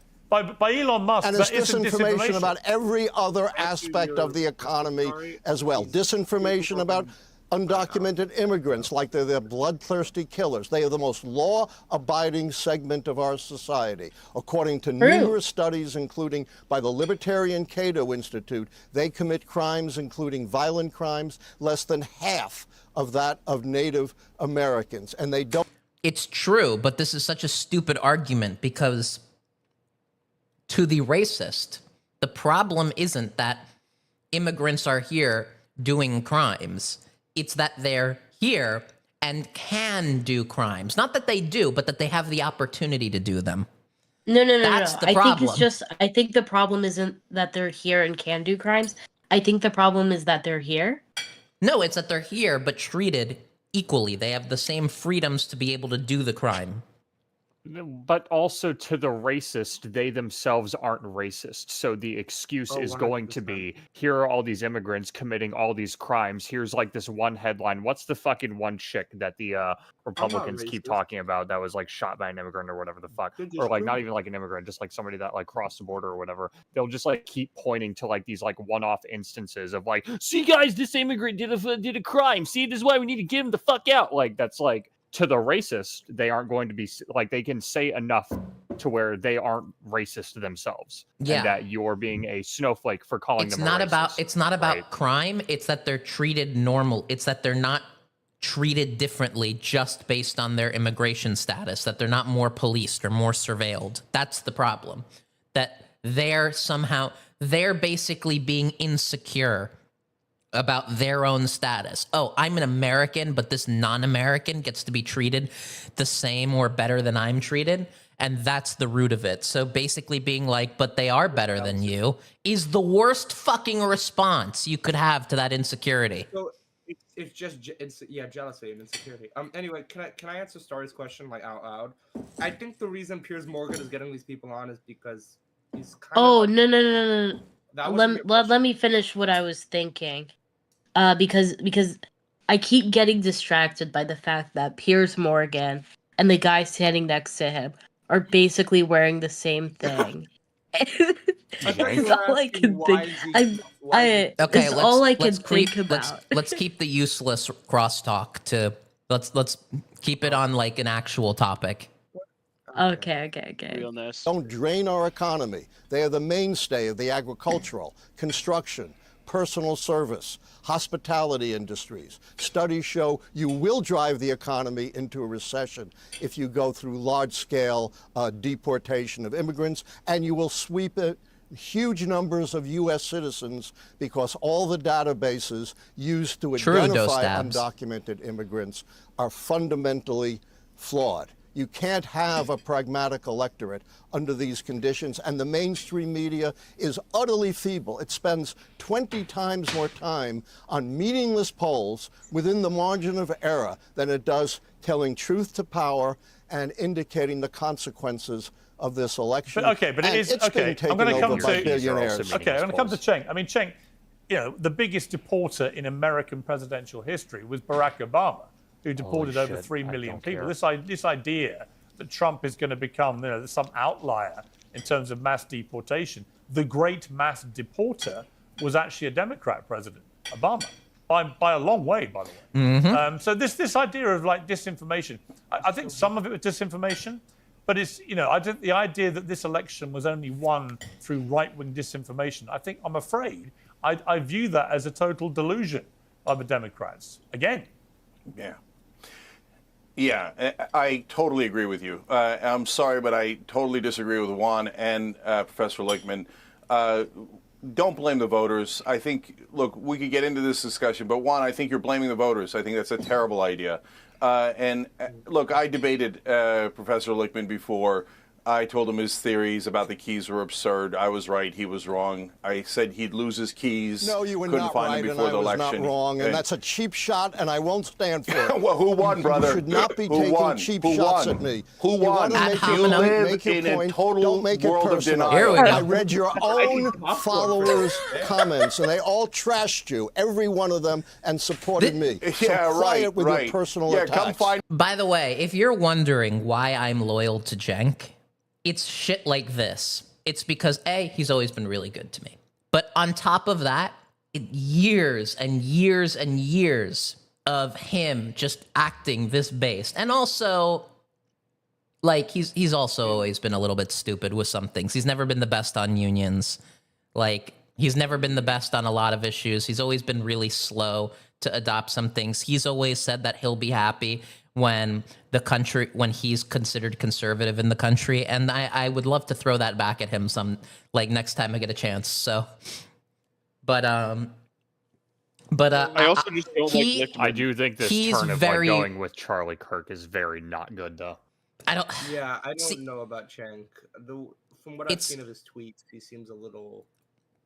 This turn, look, and we're gonna see. We're gonna see what the motivation was, because I think the poly market shit makes it look like a right-wing pivot when it may not actually be. If it weren't the poly market shit, I feel like we would just say, oh, he's having a Cenk moment. I don't even think it's like there's no I don't know what the fuck is happening there.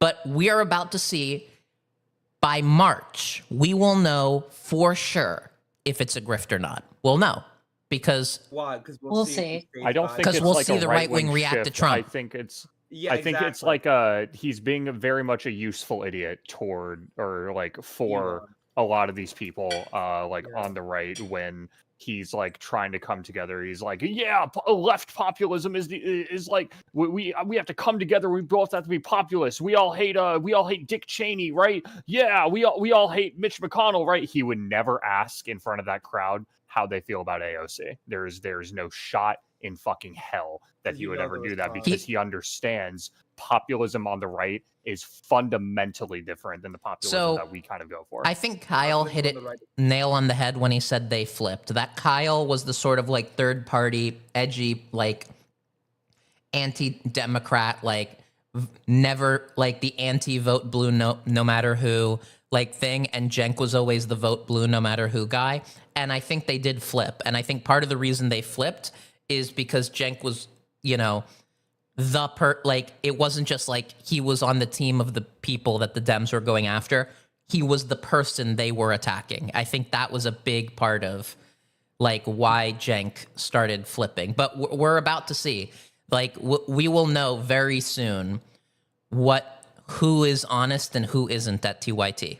Find out again. Make whatever point you want. Yeah. Don't make it personal. You don't know anything. You don't know anything. You attacked me personally. You're so deluded. Oh, right. I've only been a professor for 51 years. On this program, I've never been able to finish a thought. How many books have you published? God. To be fair, you're personally Cenk does attacking me again. Son of Say a bitch. whatever No, you I want, was but saying I'm not anybody paying who- for Brother, personal you got it wrong. Say you were whatever you want. preposterously Anybody who's so stupidly focused wrong. on how long they've been So, a okay, all right. professor Can I and just how finish a Don't call me goddamn thought? stupid. Ever on this show. red No, flag. not if you're Okay, personally. well, I you proved admitted it. I Not was down to wrong. earth. I don't need you to call me stupid. Okay. Can I just say, What it's kind of great to see nonsense you is that? Democrats Yeah, I all know. getting Who along taught so you well. manners? It's lovely to You see need a to He look makes at post-election great harmony strides. as you all come together Just again. look at The Alan. perception that he's smart, not that he's actually like Hey, smart. Alan, you deserve a tall glass of shut up juice. So can you just shut up for a second and let someone who knows what Not they're if doing you're so gonna right, personally Pierce. attack You're me. so right. We're so Make any unified right point now. you Okay. want. So- I will not sit here and stand for personal attacks, for blasphemy against me. You don't need to do that. You don't boost your own Blasphemy ego against you? by Who the hell are attacking you? me Are you like that. Jesus Just Christ, make your you points. loser? Okay, can I just give the correct answer for once? Awesome. Okay, Look at this here we little go. twink So, just guys, laughing his ass you're off in the blaming corner. I love disinformation. him. There He's was so disinformation. good. There was the cats and the dogs I nonsense. love it. The Oh, points yeah, you're how making old about is he, like undocumented 15? immigrants, I agree with 20 Alan, something, okay? 21, I But think. that didn't cost the election. The main disinformation was about how the election was going to be rigged. And it wasn't rigged. It was dumb. They won easily. There was no need for that disinformation. You guys are missing the whole point. The people who are at fault are not other people. It is the candidate, Kamala Harris, the previous candidate, Joe Biden, Democratic Party, Democratic leadership. You guys don't want to admit that they're the problem. They're the cancer in the Democratic Party. So you blindly lash out at the voters, at information, at social media, and you want to shut down anyone who disagrees with you. That's not the correct answer. There are three wings of the Democratic Party. There's the establishment wing that the great majority, almost everyone on television supports and kisses the ass of and does propaganda for. That wing has led to disaster. They lost to Donald Trump twice, nearly lost to him 3 times. And then the other wing is called the progressive wing, but those are two different sets of people. In the progressive, so-called progressive wing, what you have is the identitarian left, the people who do what the right wing would call woke politics and identity politics, and that is disastrous. That's what the trans ad was at the end, and it cost us. The most popular part of the Democratic Party is the populist left. That is the Bernie Sanders 2016 campaign. That part says, let's do super popular economic proposals like paid family leave, higher minimum wage, universal health care, public option. Let's do all of these things. And the establishment goes, no, our corporations don't want that. Our donors don't want that. So we'll just do identity politics. I'm going to be honest. I think Cenk is wrong on this one. Even the donors wanted Biden to drop out, and it took way. If it was all just donor pressure, Biden would have dropped out a lot sooner.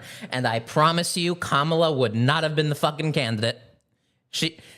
No one except like AOC and some other progressives wanted it to be Kamala. Literally nobody. And there was Obama and Pelosi were literally muscling for like an open convention, which is what I think we should have done. But what did I miss? What were we talking about?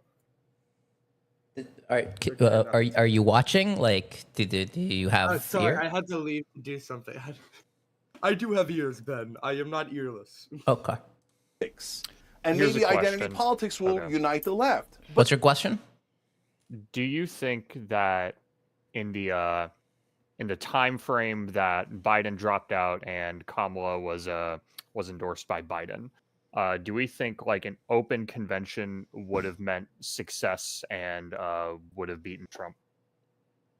I think we were on track to win anyway. Like, if the election was held at the convention, I think Kamala would have won.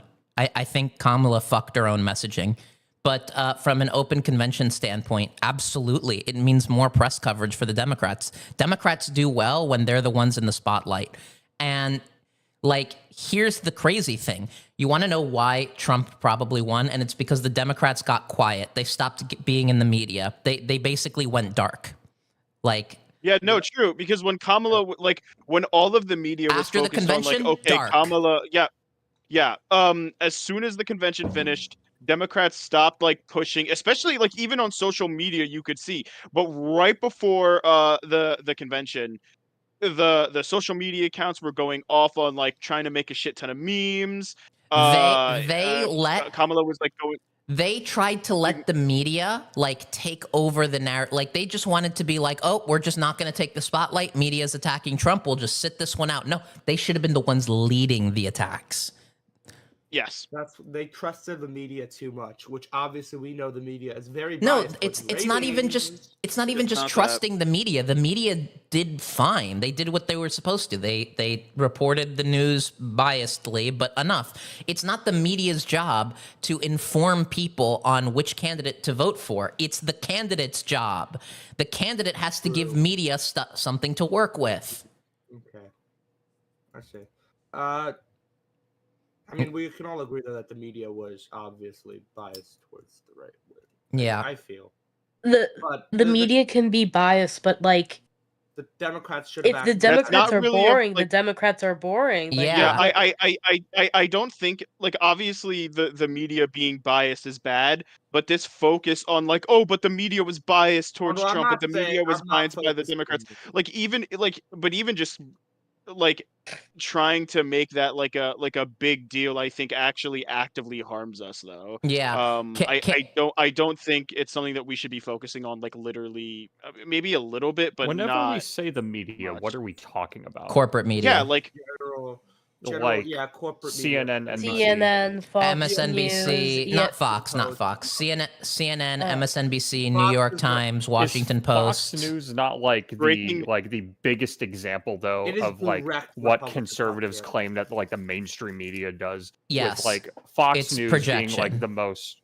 Well, yeah, Yeah. exactly, and it's like Fox News, like even compared to like CNN and MSNBC at the time, is still like the most watched media in the entire country, and the ratings only went up after Trump had won, right?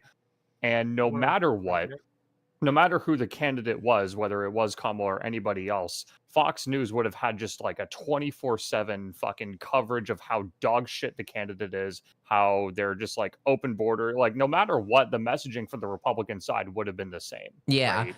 And so I'm trying to figure out like, because I just didn't think there was like really a winning position there, like just in terms of like getting a candidate either way, because one of Kamala's main problems was she had so little time to put shit together and actually like run like she did what she could with like what she had, but like she didn't have like the fucking like pretty much the 4-year campaign that fucking Trump did like ever since he was out of office, right? To be fair, But like though, Kamala had like a lot of like celebrities with her. Like she could have legit sat down and did like a podcast.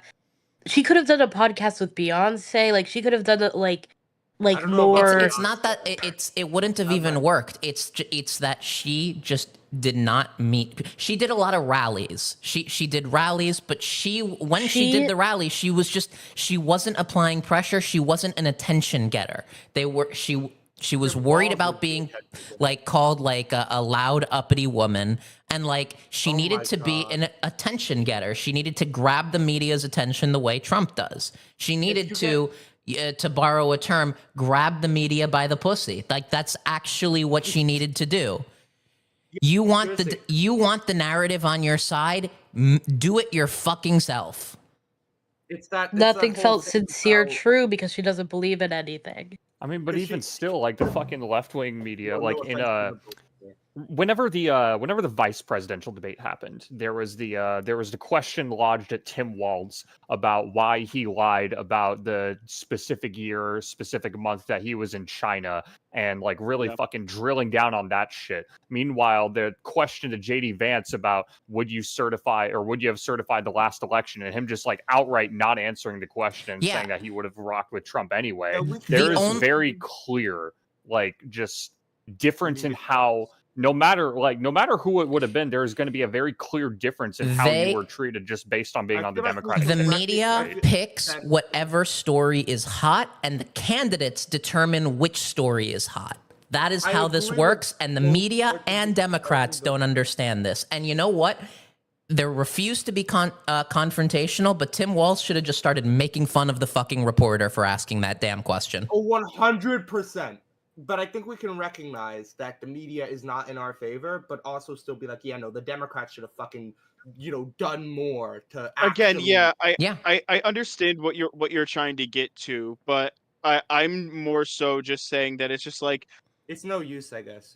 Yeah. There's no use to doing that, and I actually find that like when people hear that, when people hear, oh well, the media is just biased against us, it really reinforces this idea within like a lot of progressive or left leaning people's heads that it's like, oh well, then we shouldn't have to engage with this media landscape Yeah. when that is actively not true. Like we should be No. engaging. You with know it. who you know who else the We media was engage with biased it against? by calling it out. We engage with No. it by calling it out. No, you don't engage with it by No. calling it out. You know who else the media was biased I didn't know against? that. Trump in 2016.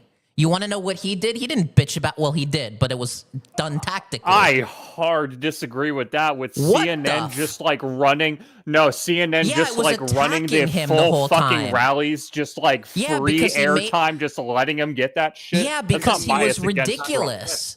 They were making fun of him. It was aggressive. Oh It no, was I against disagree him. with you, Robin. It Yeah, was actually I like specifically remember. it was all done. I can remember watching CNN in 2016, and yeah, they would air the rallies, but they would always have some sort of a speaker alongside those rallies going, "Oh, what a fucking What a idiot! Look lunatic." at this Yeah. dude! Everybody point and laugh at this guy." And that was all The CNN tone was for the was entirety of scorn. 2016. It was ridicule. Yeah. And you know what Trump did? He didn't bitch about, oh, the media is against me. He used it to his advantage. He did. No. Robin, hold on. No. Hold on. Robin, shut. Learn something for a second. I love you, but hold on. Like, buddy. Like, yeah, he complained about the media being against him. That was a core, like, central philosophy. But his response wasn't his main response to the media being biased wasn't to criticize them. It was to make himself at the center of the media. It was to basically do anything and everything to get more airtime. He gamed the medium, and part of gaming the media was criticizing them, which is why that was so prominent. But his response was to see the way the media landscape works, and in a very savvy way, use it against the media in order to get the most amount of attention possible. And that's how he won. Not by criticizing the media, but by playing them. I'm not saying. I think, in short, that play the media. I'm saying it's so the odds may be stacked against you, but you just have to move on.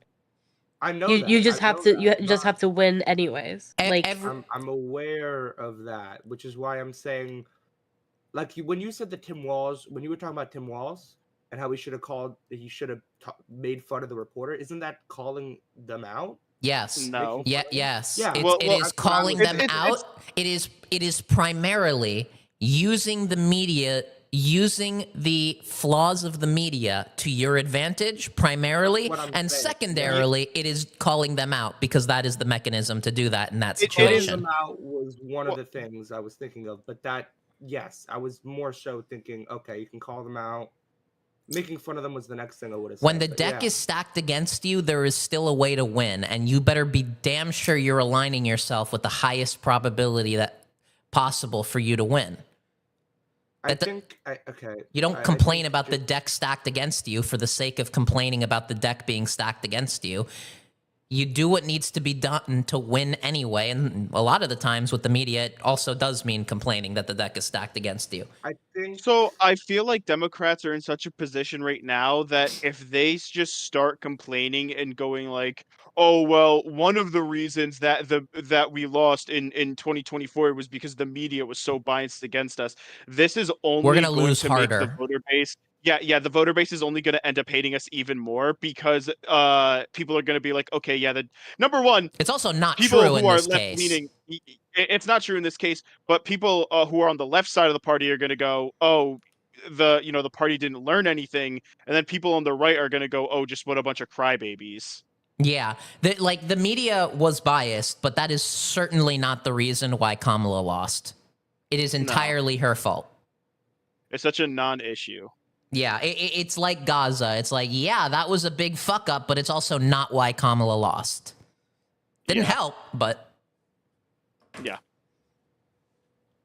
But it didn't. Identity politics led to disaster. It was a poison within the Democratic Party, used ironically by the establishment Democrats because they didn't want to talk about popular proposals that we have because their donors hate those proposals. Okay, let me bring in Harry. Now, Harry, you tweeted or This is posted still on, true. on X on November the 6th. Kamala Harris's speech was amazing. Graceful, strong, hit the right tone. She's a fantastic leader and a great role model. No idea how she lost to Trump. You're a bright young guy, Harry. I've interviewed you several times. Right? You That's know a great why she start. lost. And that speech, in a way, to me, was the perfect illustration. She basically said nothing. She talked about billions of stars and the moonlight and shining lights and all that. There was nothing there. There was no meat on the bone, no substance. And that was her problem throughout the whole campaign. She had 100 days to show America, here's how I'm going to fix all your problems.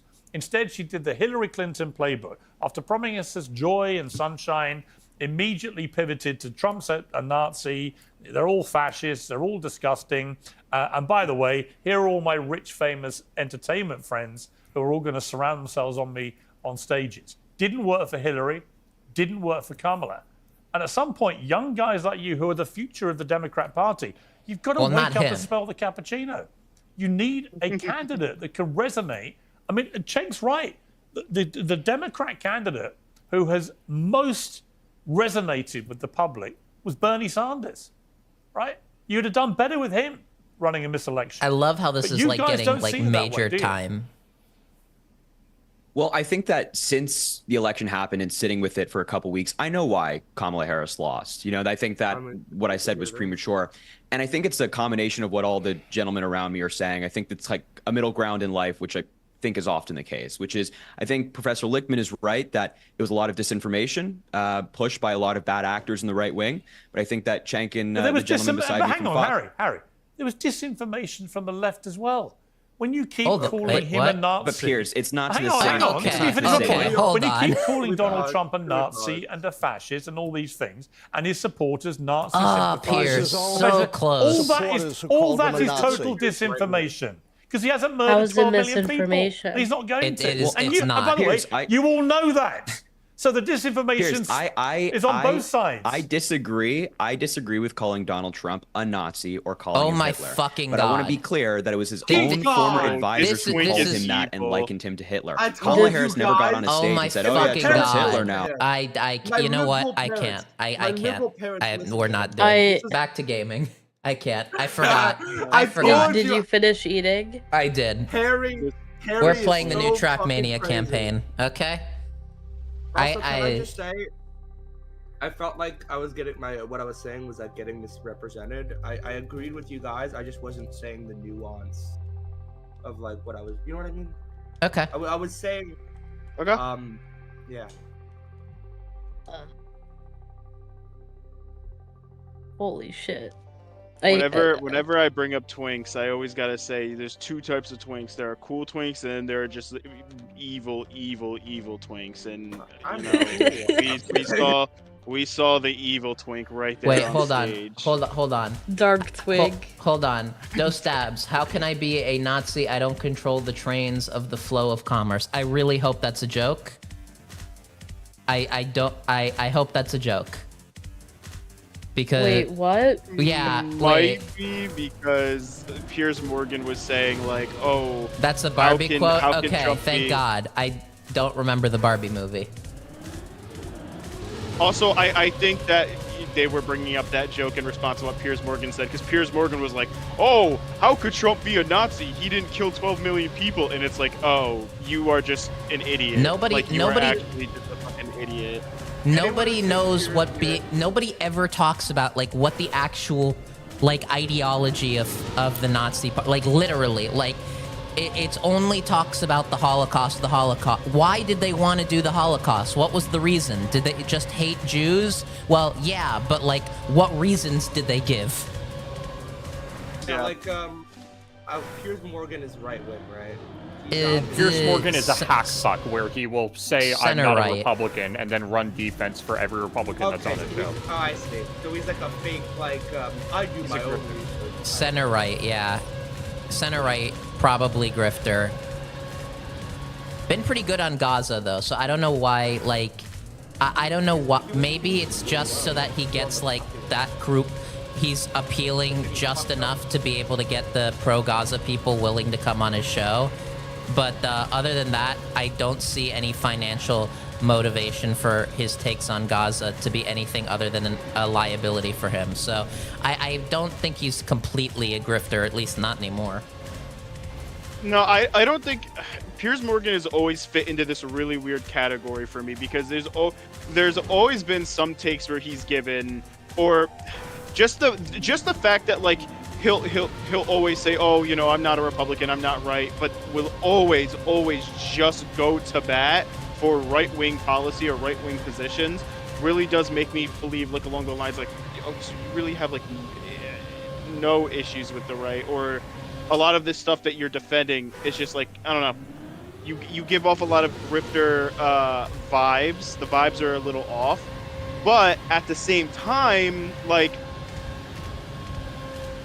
hold on, I have to finish this. But at the same time, every once in a while he'll say something, or he'll agree with people on the left.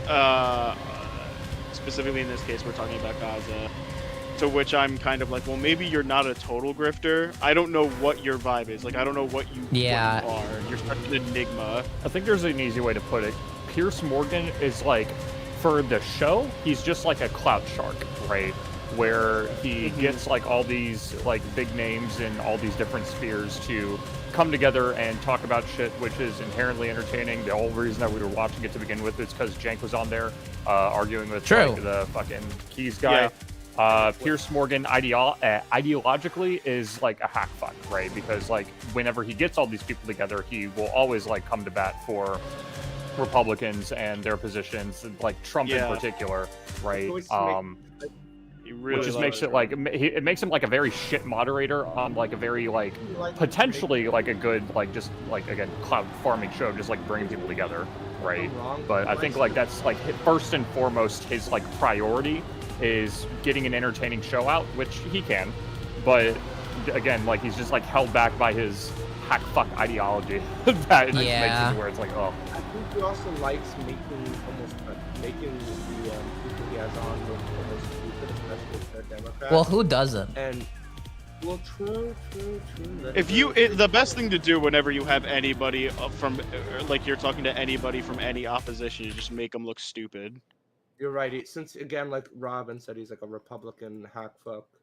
He likes to, of course, he's gonna do that to the Dems, to any liberal or left-leaning individual.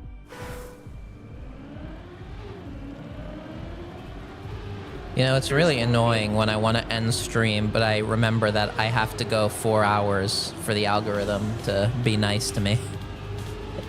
So true. I'm gonna take a nap when this is all said and done because no, I'm not. I just thought about it. I'm not going to do that. Why? Because I have to stay up to fix my sleeping schedule. You have an hour and a half, Benjamin. Yay. Okay. Well, I'm playing Trackmania at least. Let's see. Let's try and get author medal on all of these maps. I think I'm just gonna go somewhere else. I'm gonna be so honest, Gwen. I thought for the longest time you were talking about like the animated Barbie movies, and I was really confused. What I was the like, what fuck is wrong with you? I forgot about the recent They're one. good. Then your Elgato logo keeps popping up on your camera. Well, how often? Tell me if it happens again.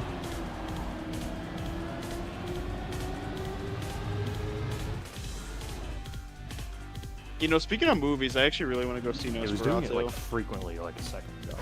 Oh, okay. Really? Of course, now I say, oh, there we go. Now, yeah, I just did. Nope. Is there any like good movie? Oh yeah, it is being weird. Okay, hold on. The good movie out right now is Nosferatu.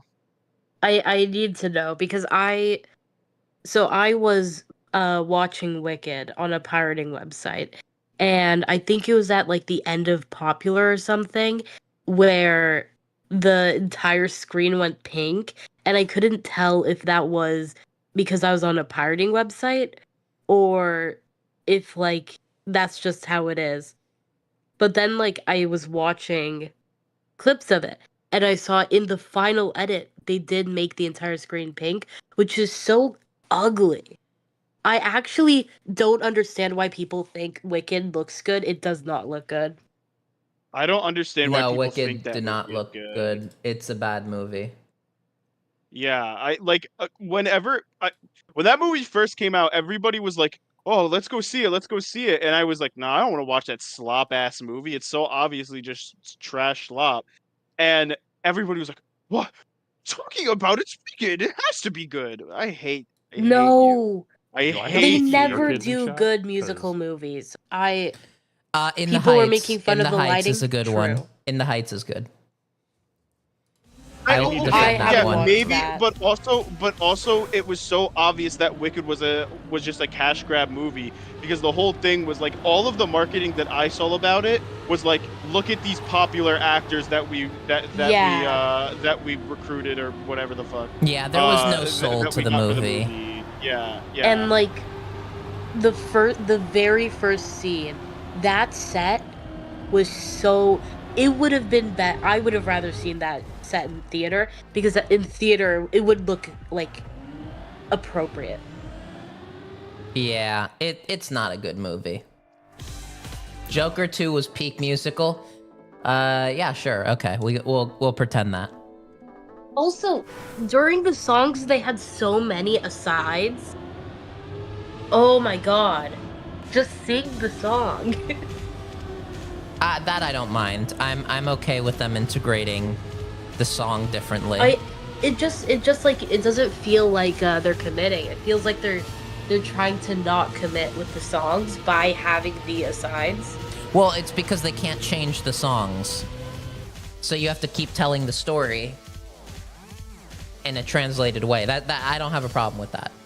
Have you guys even seen it? Well, I'm holding back because I haven't seen it, so Nope. I have nothing to offer. But I hate the first Joker movie, so. I think they're talking about Wicked. Oh, I've seen it, and I hated that too.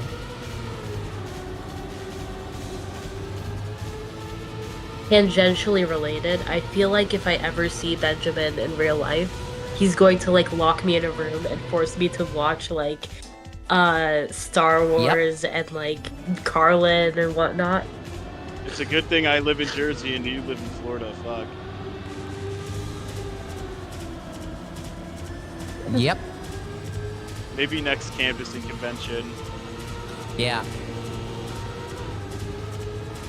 Benjamin's gonna be like all PV staff. Come to my hotel watch room. Foundation. He's going to. I already he's did going this. to be I like, was literally "Guys, like, we need to have a very important strategic advisor meeting, and we'll all be there. And we're like, wait, did something happen? And he'll be like, okay. So we're going to watch the first episode of Foundation. I have actually talked to Sam about doing that exact thing that you have just said. I knew. I knew it. I fucking knew it. All right, Ben, epic Why? camera moment. It's frozen. They're so predictable. Still? All right. Now it's just frozen.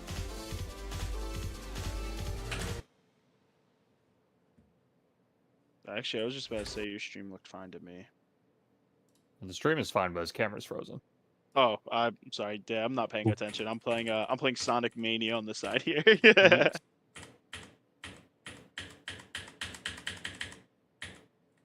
I decided that today I want to play a good video game for once in my life.